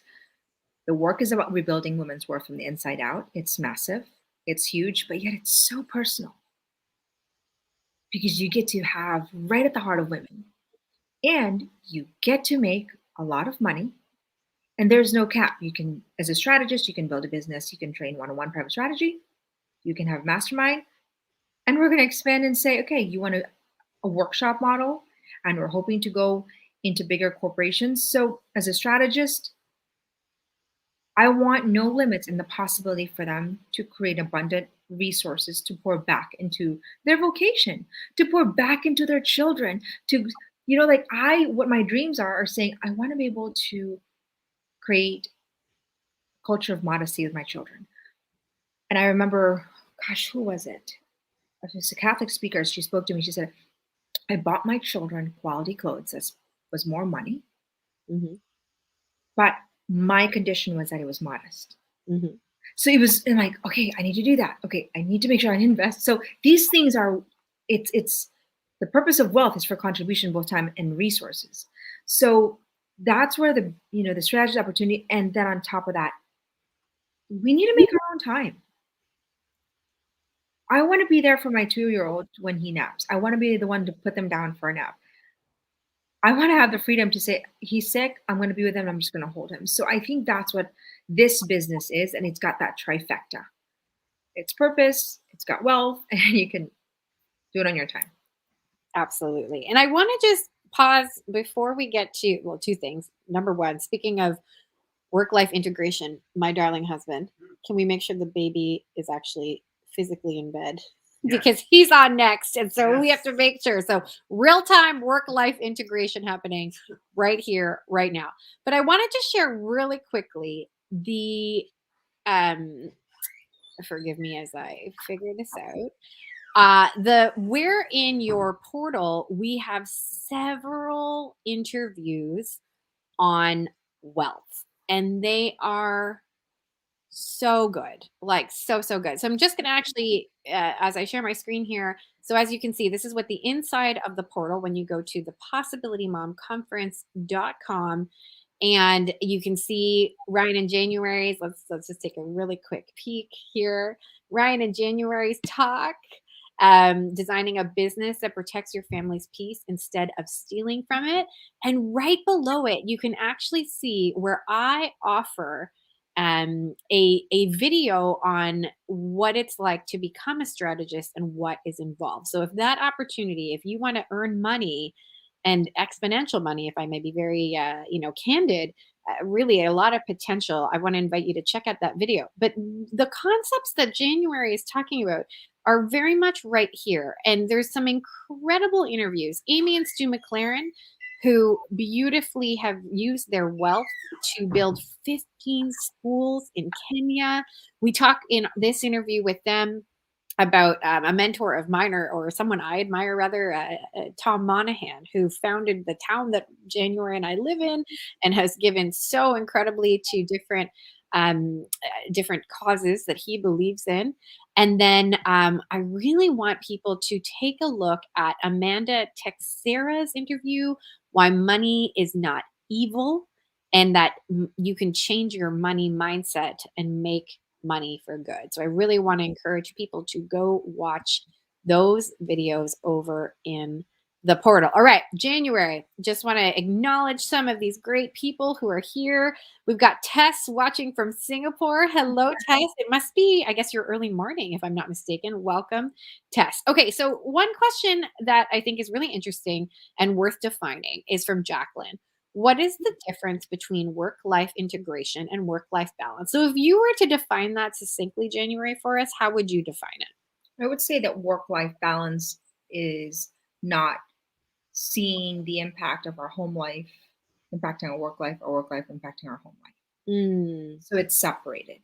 I'm just going to go to work and I'm going to figure out all my work and I'm stressed at work and assuming that that doesn't impact the home life. So there's a separation yeah, between the two worlds. yeah. Work life integration is knowing I'm the same woman at work and at home, whether I'd like to acknowledge it or not. Yep. Otherwise, it's a fake woman that's showing up at work, or it's a fake woman showing up at home. So integration means that we honor both equally, that we are that woman that shows up to both. If I got to interject because it's so fascinating. I have coached so many women. And in my very, very, very beginnings of my coaching career, I was coaching a lot of executive women who could relate to my story of working around the clock, 80 hours a week minimum, proving their worth at work. And they could really relate to that. And they would come home and feel inept. They'd be like, I can run. They'd ask me these questions like, why can I run, international conferences or have these meetings where I'm dealing with millions of dollars, like just very high level things, very high functioning, very organized. And then they would be like, why is it I come home and I can't clean my kitchen and I can't keep up with laundry? And it's a fascinating, what you're describing is so fascinating. And the encouragement I would always give them is like, listen, like we've just got to apply that exact same skill that you are implementing already at work or utilizing already at work. I wrote in an Instagram post maybe today or yesterday where Josh and I are the CEOs of two major organizations. My coaching business, the Possibility Mom, and a home of 8 kids, and I just think that's so important to remember.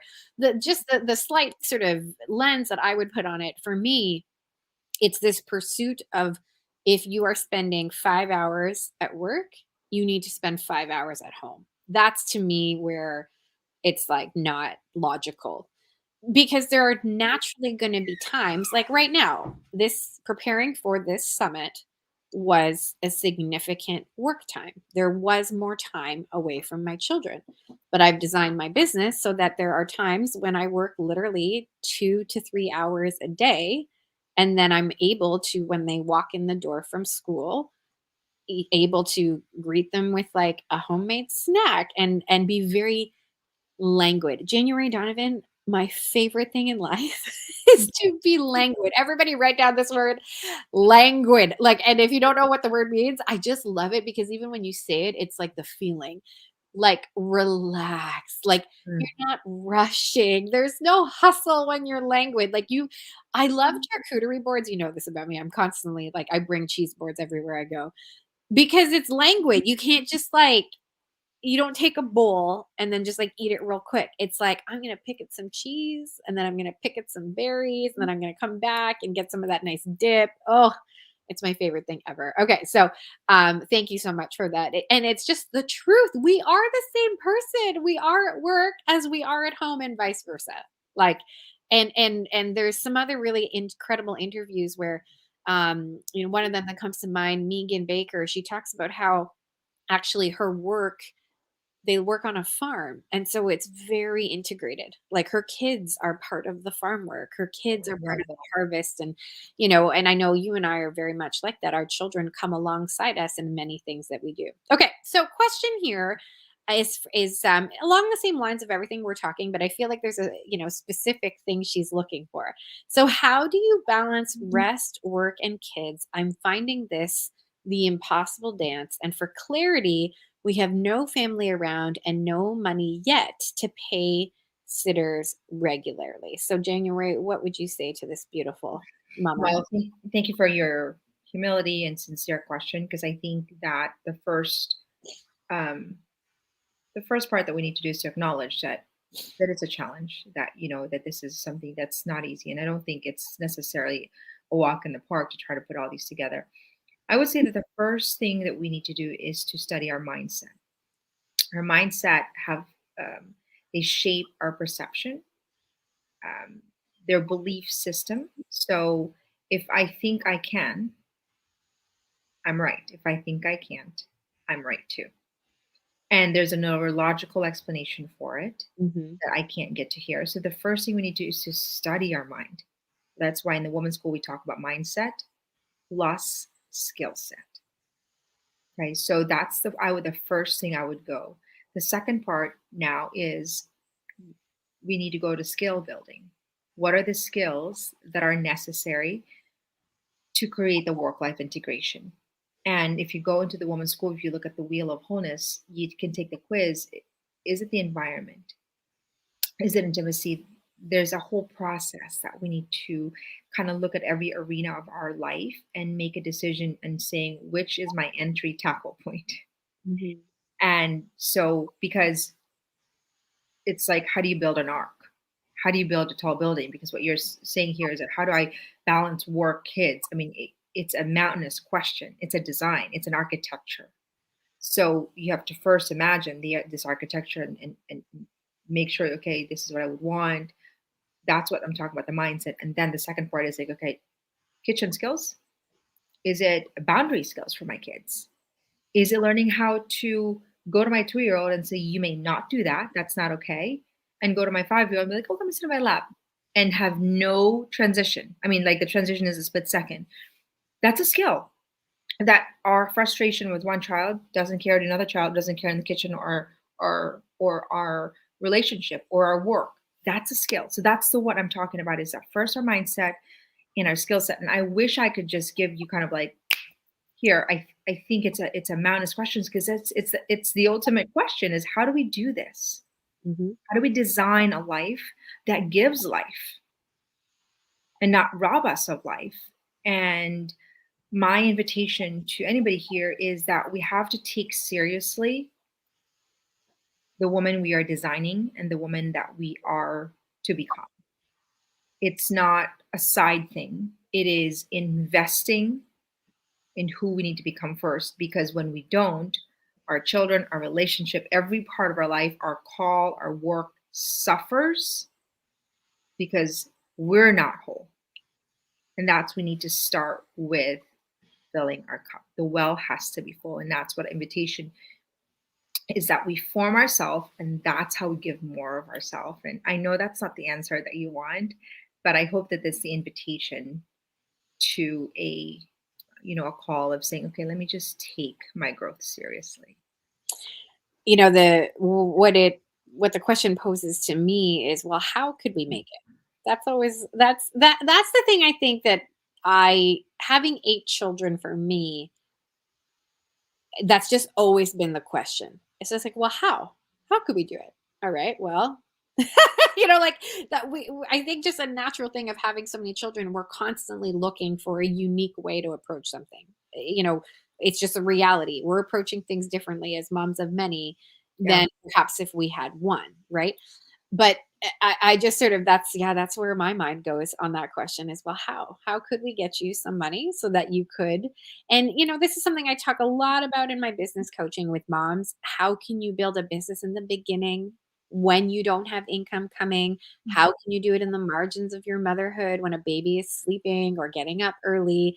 What does it look like to put 1 hour of intentional activity into something, whether that be 1 hour a week, even like not even 1 hour a day, 1 hour a week. And that's the thing that you have a great tool in the women's school, the 145 DGA.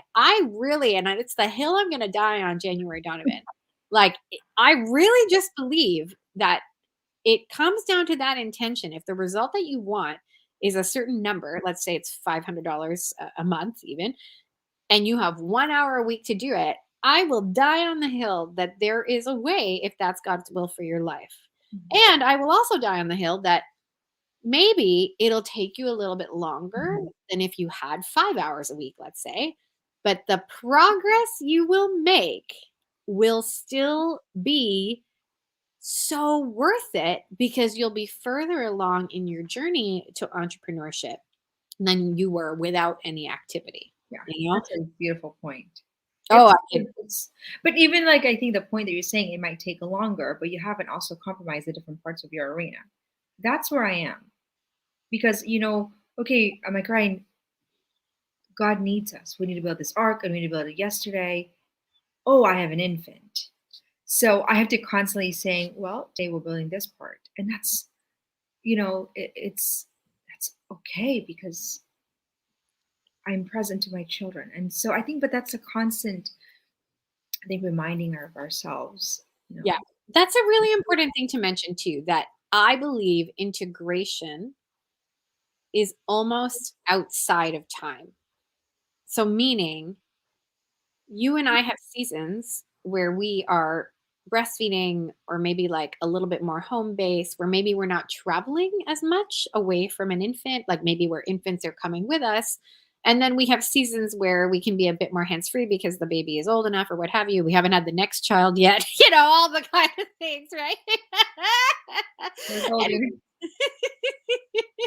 So I'm 8. you're so funny. You're so funny. So I believe that integration is a little bit more outside of time, meaning that it's like just because I'm taking a pause doesn't mean I'm going to not pick it back up. Yeah. Or this season, declaring that this season is going to look like this and being okay with that. That's the other thing that really challenges me about the word balance. It's like, well, I spent all day with the baby, so now you have to take, like, to your spouse, for example. So now you have to take the baby so I can get some balance. I'm like, well, what if that baby actually really needs you? What if this is a season where you're needing to be more attached to the baby? Now, don't get me wrong. Obviously, moms need breaks. I'm not saying don't take breaks, but my point is if we approach things, especially where spouses are concerned, with this notion of balance, I just think it's a little dangerous and it's not realistic or reasonable to the needs of a situation. Yes, you're absolutely right. I think it breeds comparison that leads to a lot of resentment. And like you said, I think we have to be strategic about the different seasons and the different call of a season. Mhm. And we can't look around and say, oh, but they're doing it. And that's why I think our worth cannot be on the line. Yes. Signing it, because once it's on the line, we start to compromise the things that we need to do to honor the different parts of our arena because we're thinking we have to prove at home and at work. And by the way, sorry, go ahead. I just like everybody underline what she just said. If you're writing it down, like write that down. When we know our worth, comparison becomes like not a factor. It's just not because you're not thinking, oh shoot, I should be looking like them or acting like them. No, instead you're like, this is my season and it's completely fine and acceptable. And I'm going to celebrate this season just the way it looks, always in conversation with our creator and what his will is for our life in a given season. That's the part, if I'm being honest and vulnerable, that's the part I struggle with. I struggle sometimes with being like, Lord, like, really? Like, is this really what you want right now? Or am I misunderstanding? Like, I can sometimes doubt or sometimes be like, is this too much of me?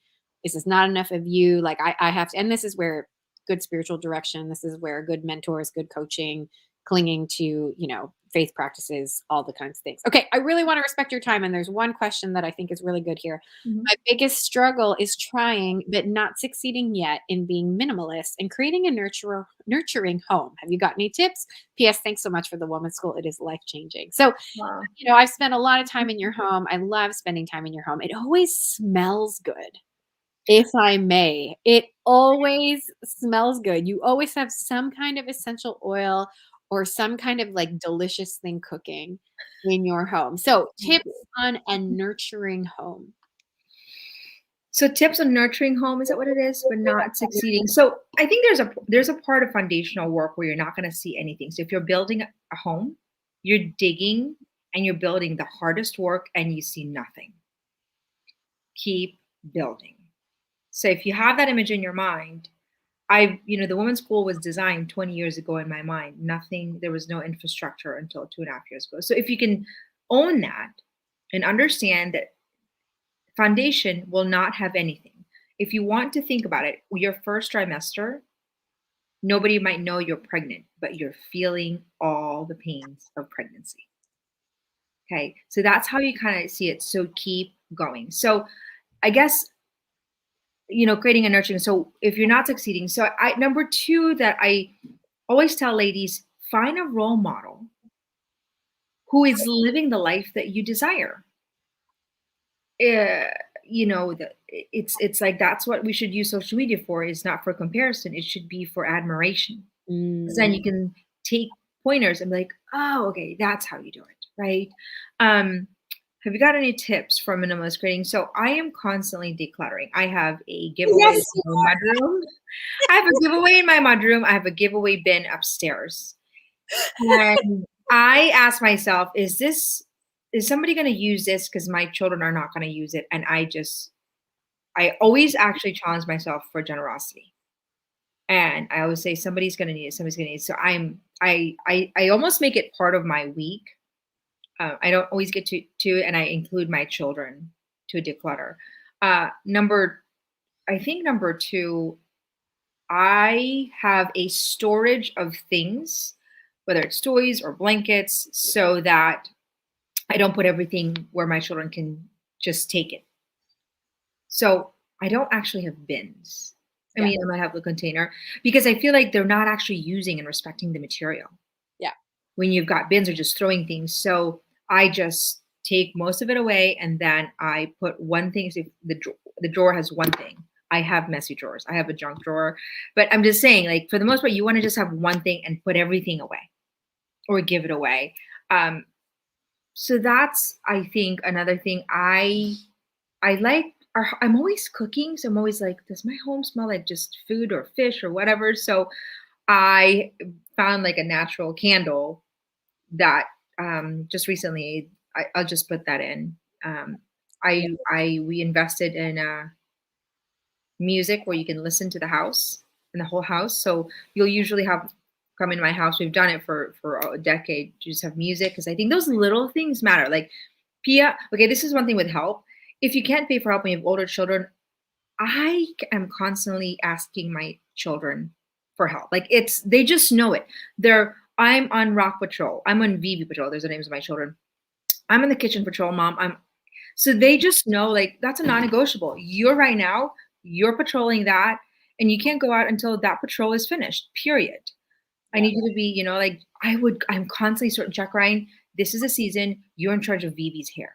And I intentionally do it. Like, I'm like, I need him, and I need Vivi to receive from his older brother. So I'm always strategizing on sort of, not only like you're taught to do that, but what are the different layers of depth that I could possibly introduce? Anyway, that's a total side tip. So I think those are just kind of very practical things. Kitchen is closed. There's no snacking all day, although my kids would want to, and they try to. The menu is set. It is what it is. If you don't eat, sorry, that is the menu. You can offer it up. So I think, I think respecting the materials, I don't know if you've heard me say that.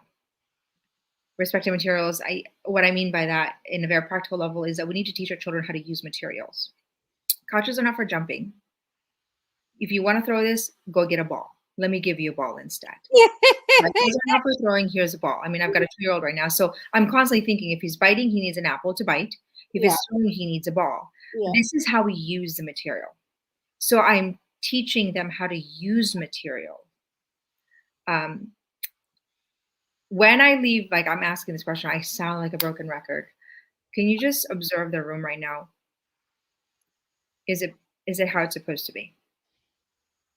so that we don't ever get up and leave the living room with the pillows on. Nothing's ever on the floor. Like my rule is like things don't belong on the floor, and clothes don't belong on the floor. Vivi, she's 4, and she's still learning. She'll put stuff in her clothes all the time.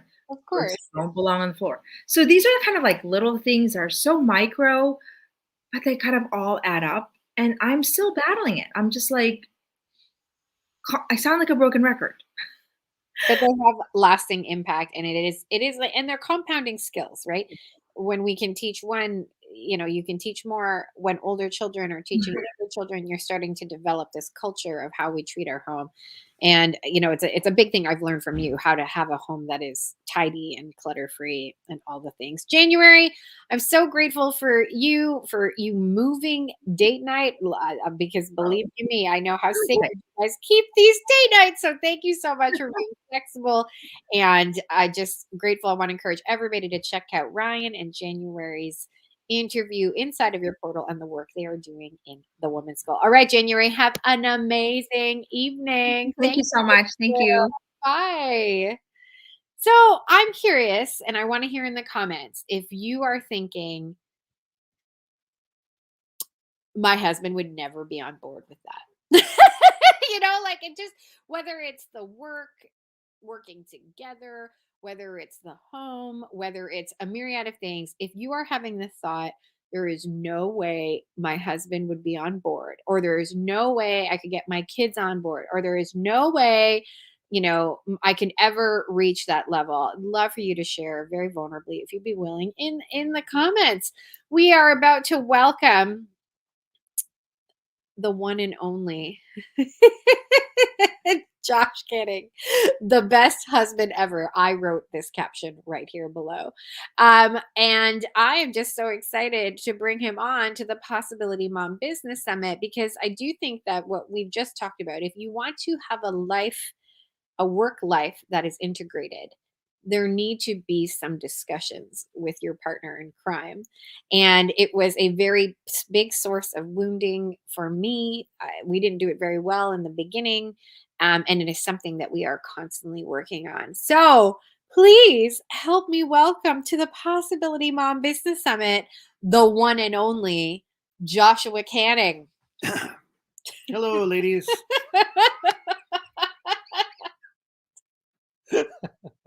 Were you practicing that in your head? No, I just thought of it just right now. Hello, ladies. So what we are tackling is the question of how to dream with your spouse and keep marriage a priority. And I want to encourage you to put your questions for Josh in the chat. It is always an interesting conversation to have when he's around. Why are you laughing? Interesting is a word for it. Interesting is a word for it. So just very quickly, why don't you share with everybody how long we've been married, and what, if you were to draw a timeline of our life, what are some of the key moments that would be plotted there in this conversation? I wasn't prepared for this. Okay, These are specific questions. I thought you were giving me some softballs to start. We've been married almost 15 years. Is that right? It'll be 14 this It'll be December. almost 14 years, which Yes. is, both are correct. If we're being honest, both are correct. Yes. And some of the major points were first meeting each other. That was back in 2004. Getting married in 2007.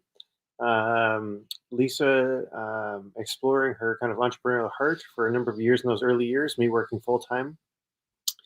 Eventually, Lisa kind of coming down on, I'm going to do this thing. I'm going to be an interior designer and building a business around that. Discerning at different points, as things got busier, do we both need to be working full time? Is that a right thing? And coming to a place where it's like, hey, I've been working for a number of years. I'm going to be a stay-at-home dad for a little while because Lisa's got a great contract with the Property Brothers or one of their shows.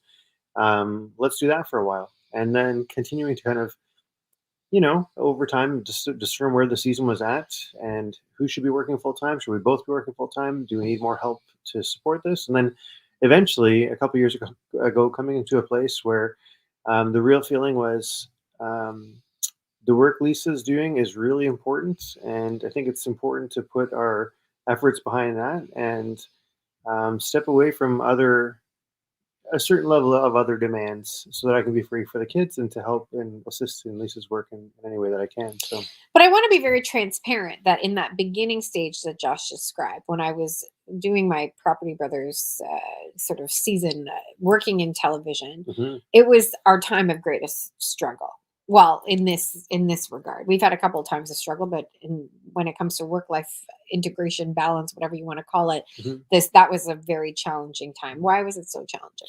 Well, working on a TV production, those are very long weeks. At times, day after day after day, which feels very relentless when you have small kids at home, and when you have another spouse who's also working full time. So it's like full time and then more than full time, and then little kids at home. And at the time, it was kind of a little bit of child care support, but not a lot. Mhm. And something's got to give in those moments. We definitely didn't have a sacred date night. Mhm. Everything really was geared around the TV production, Mhm. and yeah, it was hard to turn away from that because at that time we really needed money. But what was also very challenging is that, as I've already articulated earlier tonight, is that I was placing a lot of my self-worth in my work, Right, right? right. Do you remember how many times we had conversations about what I was supposed to be doing with my time, like Yes, my I identity? do Am recall I that. am I a lifestyle like designer? Am I Right. building a design firm? Like, oh my And at word. the time, a personal brand wasn't really that much of a thing. That was kind of Mhm. a nascent reality. So building up the sort of online presence was a new thing, and yeah, it was interesting navigating those different kind of directions being pulled in, and it was, to be honest, when you're younger, in life and in your career, it's hard to say no to things that are very good opportunities. It really is. And so, when I look back on it, it's like I'm glad we said yes to certain things, but then I also realized it felt eventually like a stream that was pulling us along, and it was like, can we say no? And that's the thing, and I think discerning when you say yes to opportunities is obviously one thing, but what I wish I could go back in time and tell myself back then was that your worth is not tied up in Right, how good of a designer you are, or right. your worth is not tied up in the fact that you work with the Property Brothers. Your worth Hmm. is not tied up in how much money is in the bank and XYZ. But Hmm. with all of that, we hit a breaking point of pain, right? There's a couple stories we could tell about this breaking point of pain, but why don't you tell the story of the vice grips? Yeah. So we were doing a date. I don't remember if it was a date night or a periodic getaway It was at a like a cabin. weekend away at a cabin. Yeah, yeah. So yeah, so we were both working busy careers, and we were living in Toronto, Ontario, and about an hour or 2 hours outside. That we, Lisa through another friend, a publicist, had a cabin she could have access to, and we were there. And we're kind of treating it like a little bit of a retreat. I think you're doing the Michael Hyatt best year ever thing, and looking back on your year, and if you're going to describe your year, and it was a movie genre, what would you call it? I remember you were very much like everything was positive and rosy. It was like it's like an adventure and it's this and that, whatever. And I had the exact opposite response. I was like, you looked at me and you're like, what would you call it? And I was like, for me, the genre would be horror, and the title would be Vice Grips. It's like I feel like I'm caught in a vice grips, like I'm being constricted, and it's like I don't think I can continue on the pace that our life is going Yeah, right the now. the expression you use, I feel trapped by my life. Hmm. And I remember like so painfully that I just couldn't believe how we were so not on the same page. I was like, this is amazing. Look at all the goals that I accomplished. This was like the best year. And you were like, I feel trapped by our life and I cannot sustain this pace. Yeah. And we have become very passionate about this because as a result of that conversation and of course many other things that were happening in what I affectionately call my minivan meltdown period of my life, um, we were having to have very difficult questions, like conversations rather, and draw some very serious boundaries. That's when I started to revise my business. That's when I started to really like just change the way I was doing things. And when of course we started to become a happier, you know, Hmm. happier couple. Do you remember some of the changes we made in that early season? Yeah, I remember things had a different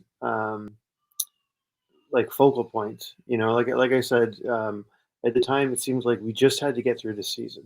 But I think I But they recall never ended. that was the thing at Yeah. that retreat. It's like I began to. I remember I started to sort of voice my displeasure at things because, yeah, yeah, if you're both working a lot and someone's working even more than a lot, then your spouse may get tired. And I just remember feeling like we're talking, and you're saying, well, it's a season, it's gonna pass, and I'd be like, I don't believe you anymore. Like I think these seasons are going on too much. And I think that's when things shifted, where we started to actually look more skeptically towards work that was available, and Mhm. say, you know what, this is a great opportunity, but it might not be the right opportunity for us to say yes to. Yeah. I don't know if that's the best for our family, and we definitely got on the same page then, where we were kind of just aware of each other's needs and the fact that we are different, and yeah, the fact that it also takes a lot of effort to maintain the business that is a family. Mhm. I've started to talk about the family like a small business because it really is. It's an organization that can have health or disorder, and needs a lot of just attention in different areas if it's gonna run smoothly. So, I remember big changes happened when I started to finally heal from this whole concept of that my worth had to be in my work. So that was a huge, like, pivotal point, and that took a lot of therapy, a lot of time, a lot of. I didn't have the women's school back then, so it was like a lot of therapy and a lot of just spiritual direction and counseling, coaching, all the things. That was a really big pivotal thing when I no longer made my work the thing that defined my identity. But the second thing that was really pivotal, I think, Josh, for you and I, was when I acknowledged that we were inherently hardwired different. mm, So, meaning, and this is still something that we struggle with, meaning I struggle with, that when I finally accepted and acknowledged that we are not hardwired the same. So, meaning, I am a sanguine choleric, if you're familiar with the four temperaments. Sanguines love people. I love parties. I love fun. I love noise. I love intensity. The choleric part is the control. If you know your temperament, put it in the chat because it's so fun to kind of like dig into it, right? And I could go on and on and on, meaning like I could just go from like one party to another party, to another party, to another party. Or like I could be like a Saturday morning for me would be perfect if it was we're going to go to like a market and then we're going to go like apple picking and then we're going to go out for lunch and then after lunch we're going to come back home, maybe take a nap if you need it, but then like have a whole crew of people over and like party all night long. Like that for me is like a Saturday. And Josh would be like, that sounds like torture. And it just, and it's funny because I remember being like, I have to change myself somehow. This is terrible. And, I just was like, no, like I'm a person who loves people. And so we just started to strategically design our time in our life so that I could get fed yeah. and he could get fed. That's one of the interesting things with marriage is I think, there's all kinds of ideas that you come into it with. And one of them is the picture of perhaps doing things together all the time. I don't think, I mean, almost 14 years in, I don't think we suffer from that anymore. Like, No. there's a lot of times where you do things together. You realize you have a lot of time together. Yeah. And there's times where you can pursue your own passions or recharge or, have just personal contemplative quiet time or whatever. Yes. But in the beginning, there might be sort of this pressure to almost like royalty present yourselves everywhere together all the time, and Yeah. it's like we kind of move past that. So, And I'll just be honest, like we're a lot more honest about it. So yeah. I could literally party all night long. I know that sounds ridiculous, but I could go from one person's house to another person's house. Like I love people, they give me energy. It's just not the same for Josh. Like you need quiet. Yeah, I love people, but it's You like need to also retreat and recharge. right, And yeah, not in a similar way that I don't need it. Like I right, will end this experience at 10 p.m. and I'll be like, who wants to party? I'm gonna go knock on my neighbor's door. right. Whereas Josh will be like, I'm so excited to have absolute silence. And again, one is not better than the other. That was a huge thing for me to understand, exactly what I just articulated. When I finally understood that one is not better than the other, I was like, oh my gosh, we now have the freedom to just be ourselves. And so we're very honest about it now. When we are invited out together to someone's house, sometimes we'll go as a couple, but sometimes we'll be like, hey, do you want to come or do you want introvert time? Yep. And I will literally say to our hosts who invited us, oh, thank you so much, but he's having introvert time right now. And I know probably the people in the audience want to hear a little bit about more towards the business aspect of things, but I will say, having parents with different temperaments or personalities can be actually a blessing to the kids, because I've come to see that not all of our kids are like Lisa, and not all of our kids are like me. Um, Sometimes when I retreat to the quiet room in the house, I find myself with company very quickly for the other kids who are like, I need to get out of the. I'm an introvert business. too. I say So- this all the time. My poor children who are introverted, I really have to remember they do not need a party every minute of the day. Right. My extroverted children love how I put on things and loud and music, but I have to really recognize. So let's pivot the conversation to business, of course, because I would say that for a while we were running kind of parallel lines, but like kind of like two separate trains, Mhm. if you can use that analogy, right? Mhm. So just like chugga, chugga, chugga, I had my goal, you had your goal. We were sort of on the same track lines, but they definitely weren't united. Mhm. It was kind of like you were building your career, I was building my career. Mhm. I wouldn't say that The it, careers brought us different things, like Mhm. working for a stable organization brought stability, brought like your retirement, whatever investment, whatever, brought certain benefits. Working as a contractor and small business owner brought some freedom and perhaps a little bit more risk. And at times, yeah, especially early in the marriage, the stability was a really important thing for me. It wouldn't have been easy to just sort of throw caution to the wind and say, no, let's just go, do the small business thing. Also, I was hardwired, I think, more to work for, like work in a traditional organization. And over time, I've kind of learned to think a bit more entrepreneurially, and finding new solutions to problems that aren't solved by traditional things. But yeah, that was a process, and stages we went through in our life of getting comfortable with that. So when would you say our train tracks, to use this analogy, Mhm. became a bit more united, where it was not like you're doing your thing, I'm doing my thing? When would you say it started to shift? I think there was overlap. Um, while we were still both full time doing different things. And so, just an example of where we embraced risk at a time where your career was growing. Again, going back to interior design and doing media stuff, we had purchased a home that was very old in Toronto and had not been updated in any way, shape, or form. It was kind of uncomfortable in a lot of ways. When we first moved there, we found all kinds of, for example, ant infestation, things like that. And it came to a point where we talked about the idea, and this was on another sort of personal retreat, the idea of renovating our home.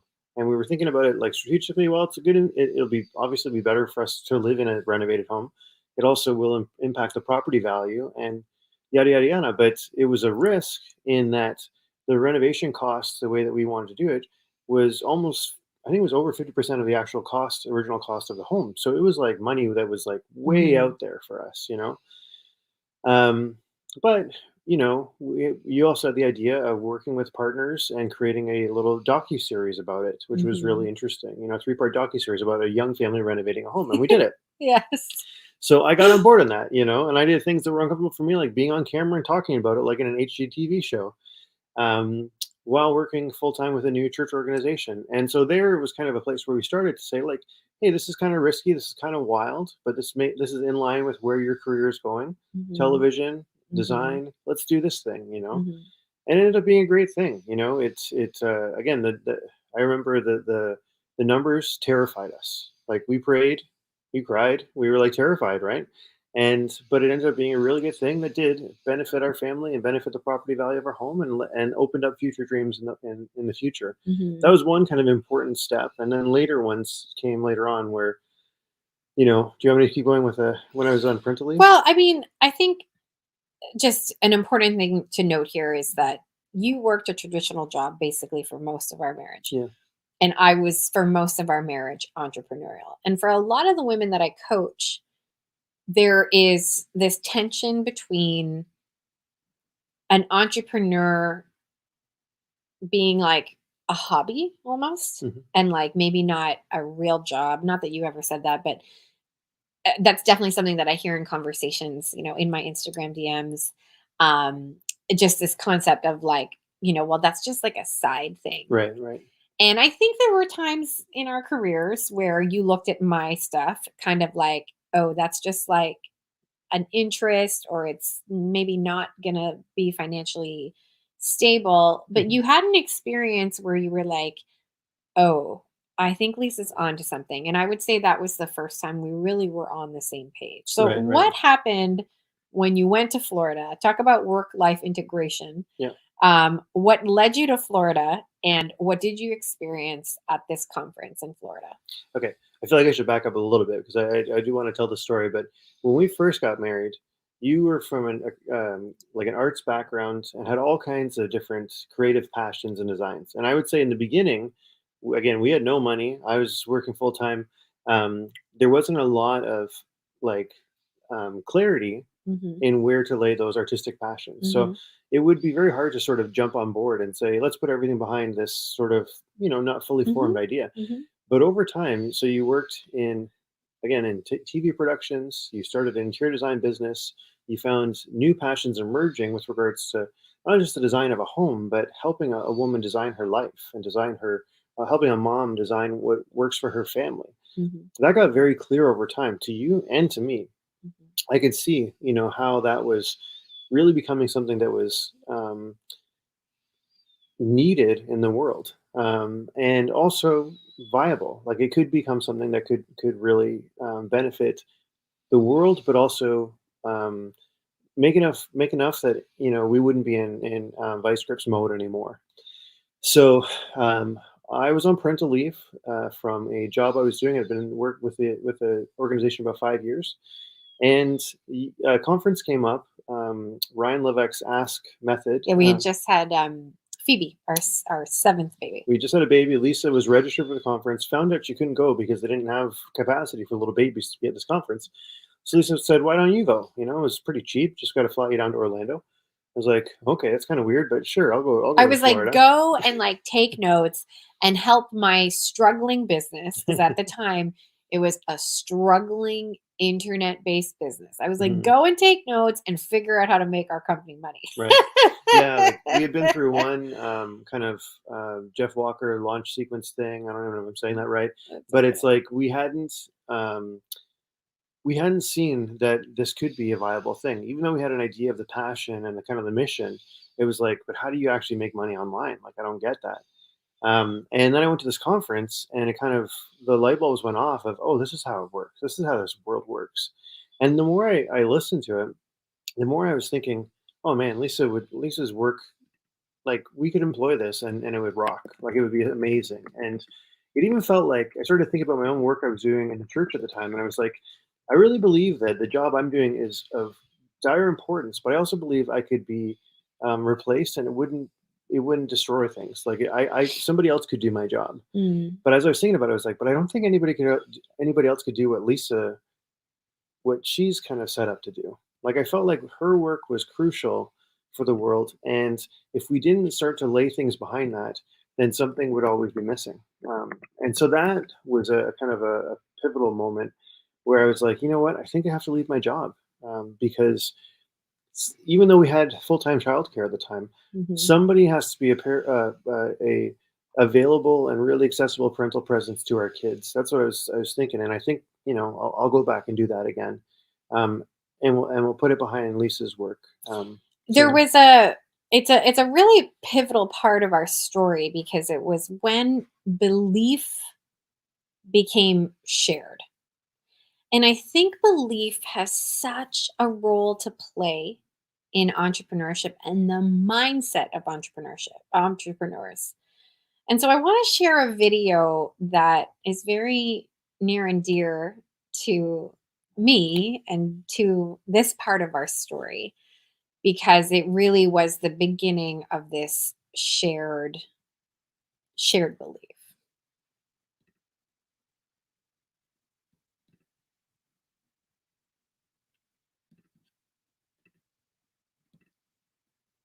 Here it comes. Here it comes. Any minute now. Here it comes.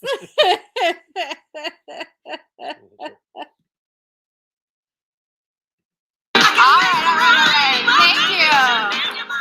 Woo! I'm going to go into premature labor. Where's Patricia? Where's the labor delivery nurse? She'll catch the baby. It's okay. I've done this a couple times, though. So I've got 7 kids. My husband and I have 7 children. This is baby number 8. Here they are. So I have a 10-year-old, a 9-year-old, 7-year-old, 6-year-old, 4-year-old, almost 3. Baby Phoebe is 1. And then I'm due with baby number 8 in January. I'm tired just saying that. Oh, my word. Clearly, I really like my husband. But there's just one thing about my husband that for many years I could not stand. And that was the fact that he did not understand my online business. So he'd leave and go to work, come home and be like, what did you do today again? You like talked to the computer, but then you didn't really make any money? Or he'd be like, oh my gosh, Lisa, I just saw the credit card statement. Like, did you just buy another online course for $2,000? But like the business isn't really making any money yet, right? Is this a relatable feeling where either your spouse, oh my gosh, all the heads in the room, a relatable feeling where either your spouse or a loved one or people around you or people at work at your current job don't understand what you do as an online marketer? So you can imagine the surprise I felt when my husband agreed to go to Ask Live 2018. I had just had baby Phoebe, the little one. And so I couldn't go to the conference myself. And I was like, husband, go. Like, enjoy Orlando. Take some notes. Figure out how to make me some money in my online business. And he attended Ask Live and changed our lives forever.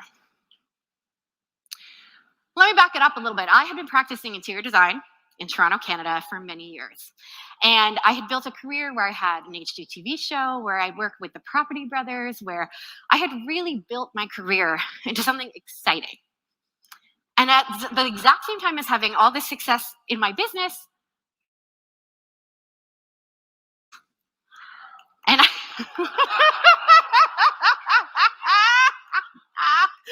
yes, they're all mine, and yes, I know exactly how they got here.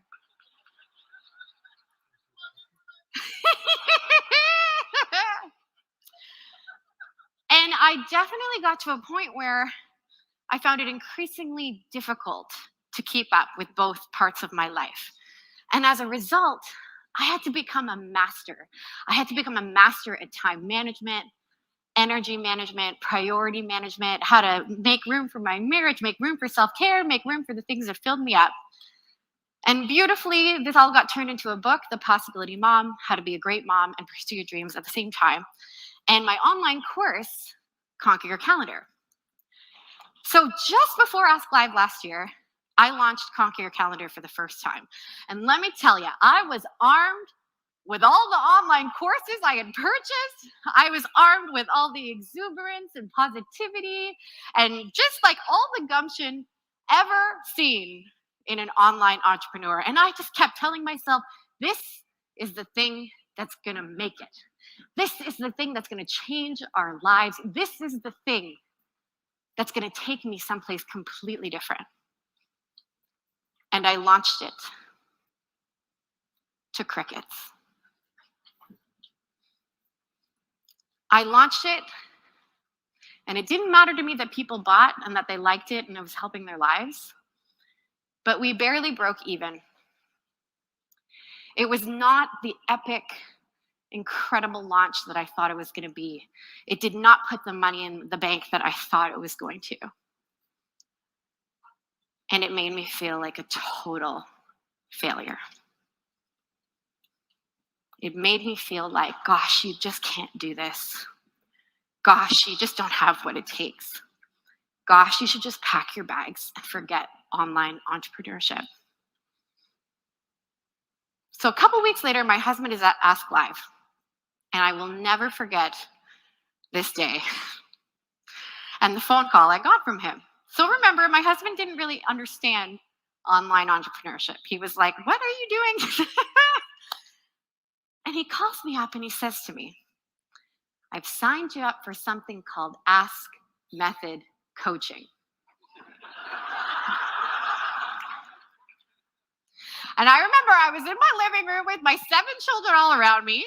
I was holding the newborn. I put the newborn down. I'm trying to avoid all the Lego in my living room. I'm taking laundry baskets and pushing them out of the way. I close my bedroom door and I say, you did what? What is Ryan Levesque feeding you in Orlando? But I'm so glad that he did, because our lives changed forever, to be honest. Do you want to hear what happened as a result? So before Ask Live, 12 months ago, I had an email list of interior design related people, 2,000 people. And I grew that email list to 10,000 engaged moms. I launched a quiz, What's Your Mom's Superpower, that over 10,000 moms have gone through. I took them to a webinar for my signature program, Conquer Your Calendar, the one that I only broke even with. And in the very first month, that webinar converted at 16%, earning me thousands of dollars in 1 month. Oh, yes, that's exciting! But what is so cool is that it was only the beginning. And here's what I want you to hear today. I was devastated by my failed launch, the one in my head that I had put so much expectation on. Who has a failed launch? Who has a thing that they're just like, gosh, I should just give up? And what I've learned about online entrepreneurship is that mindset is everything. It doesn't matter how fancy your funnel is. It doesn't matter what graphic designer you've hired to make your landing page. If you don't have a mind that can get you through those times, that can get you through the times when you want to give up, when the baby is crying, when your husband doesn't understand, when people are like, you're leaving your job to do what? It doesn't matter. All that fancy stuff is just stuff. And the really cool thing that I want to share with you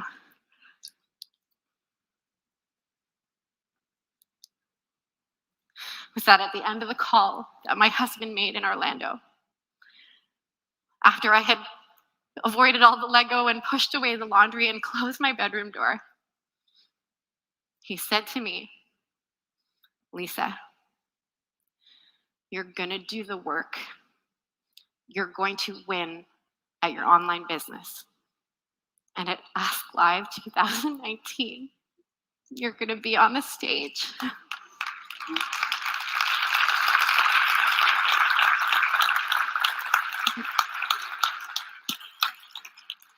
I'm on a mission to change a generation of motherhood. I'm on a mission to show people that you can pursue your dreams and be a great mom at the same time. You have a mission. Sitting right here, you have a mission. You're not just here for fun. Do we leave our families and our other jobs and all these things just for fun? Okay, we had fun last night, but you know what I mean, right? You're here because you have a mission. And if I can do it, if I can stand on the stage, if I can overcome crushing self-doubt, if I can push through the perseverance, and I can do it with almost 8 children.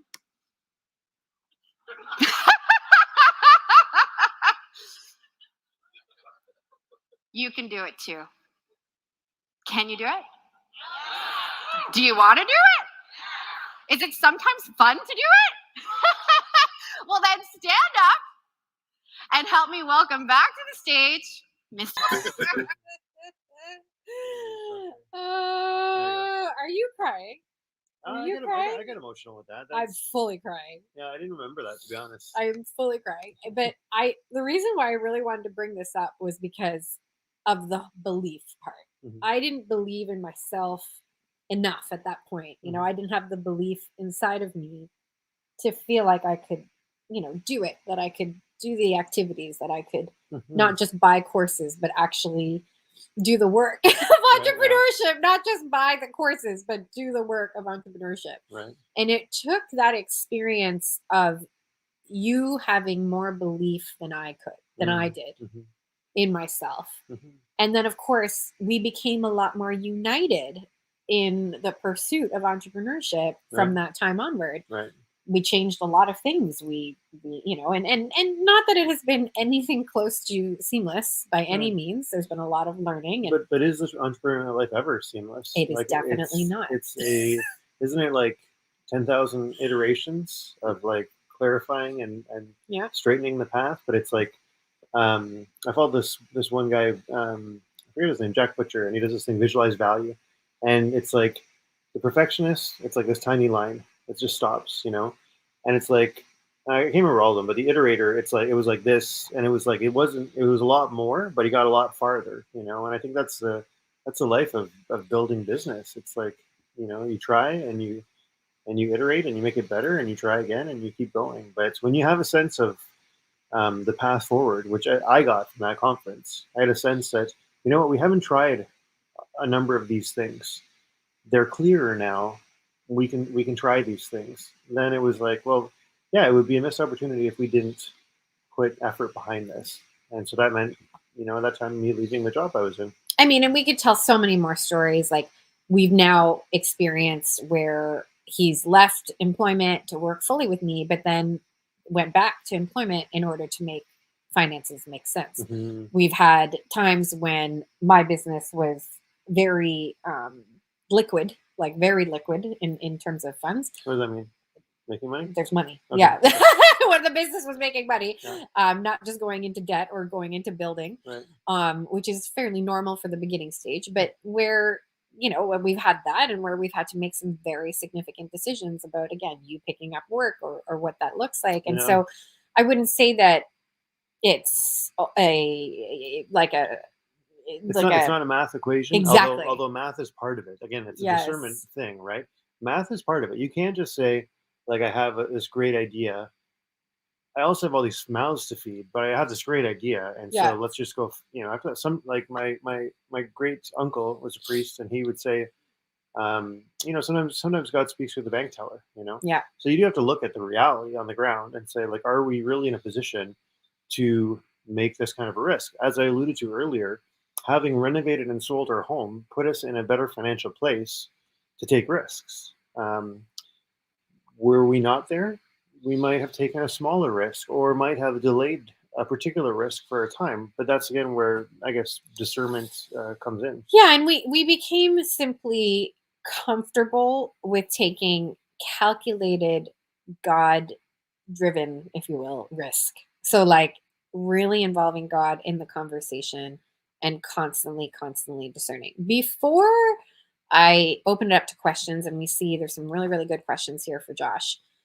Um, what would you say, Josh, now is your perspective on like what January and I were talking about, work life integration or Hmm. being on the same page? You know, the topic of your talk here of our time together is how to dream with your spouse and keep your marriage a priority. Hmm. We lived in a time where it was not that, Right. where we were kind of sometimes shifts in the night where I was placing so much of my identity in what I did for work. And that fueled so many decisions that, to be honest, came at the expense of you and the kids. Like, Hmm. what is your perspective on work life integration and keeping our marriage a priority now? Yeah. So two thoughts. One is in the same way that business has a lot of iterations, I think family has a lot of iterations, right? So what works when you have one child might not work the same way when you have 3 kids or 4 kids or whatever, or however many we have. I'm not sure. I didn't get a recent tally.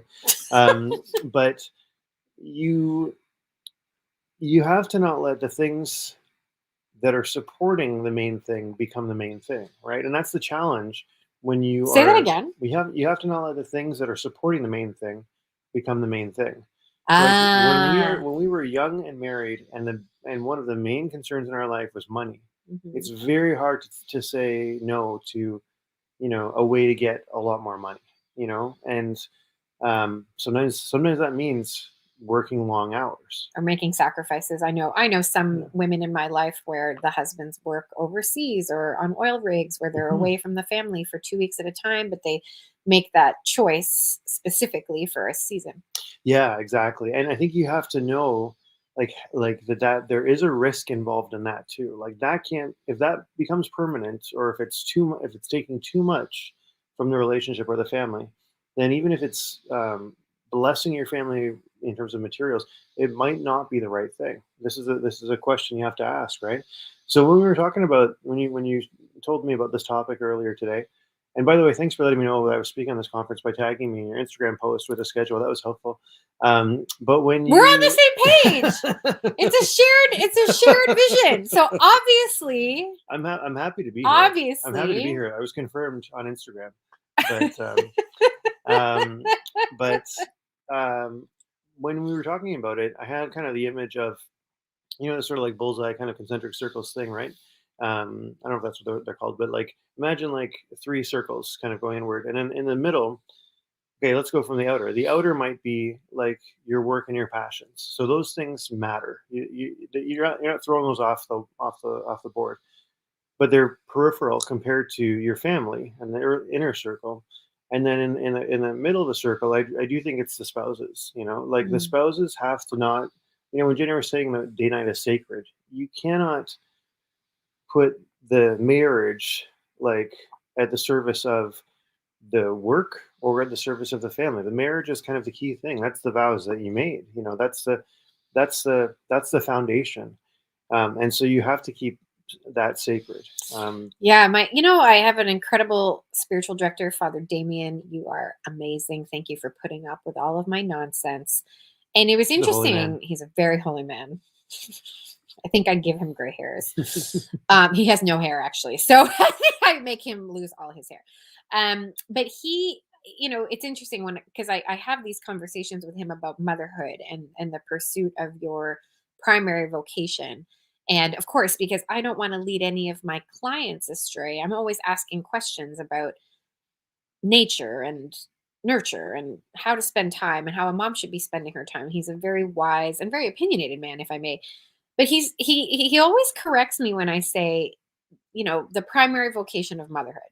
And he's always like, do you know what the actual vocation is in that? Children are a result of it, but your marriage is actually the vocation. Children come as obviously a result of it, but your spouse is your vocation. And so I do think that's a really important thing, and a thing that a lot of faith-based women struggle with, where it's easy to put the kids first, but maybe not their spouse. Yeah. And so Yeah, like you would lay down your life for your child like you would for your spouse. But it is a particular relationship, and you don't want to just sort of have your spouse float around there amongst your other family members and whatnot. It's like, no, that's a primary, that's a covenantal relationship, and God has blessed and expanded that with our kids. But if we were to not keep that primary, then the first people to suffer would be the kids. yeah. Like that's the reality. I have a friend who told me, when he was growing up in Peru, he said his parents would go away like almost every other month. They would go away for like a little getaway overnight or a weekend. And he said, as kids, I didn't like that at first, but we saw how their investment in their relationship made them so happy, and that made us happy and blessed the family in kind of ways you wouldn't expect. And so you realize the sacredness of date night, the sacredness of that kind of time, even getaways.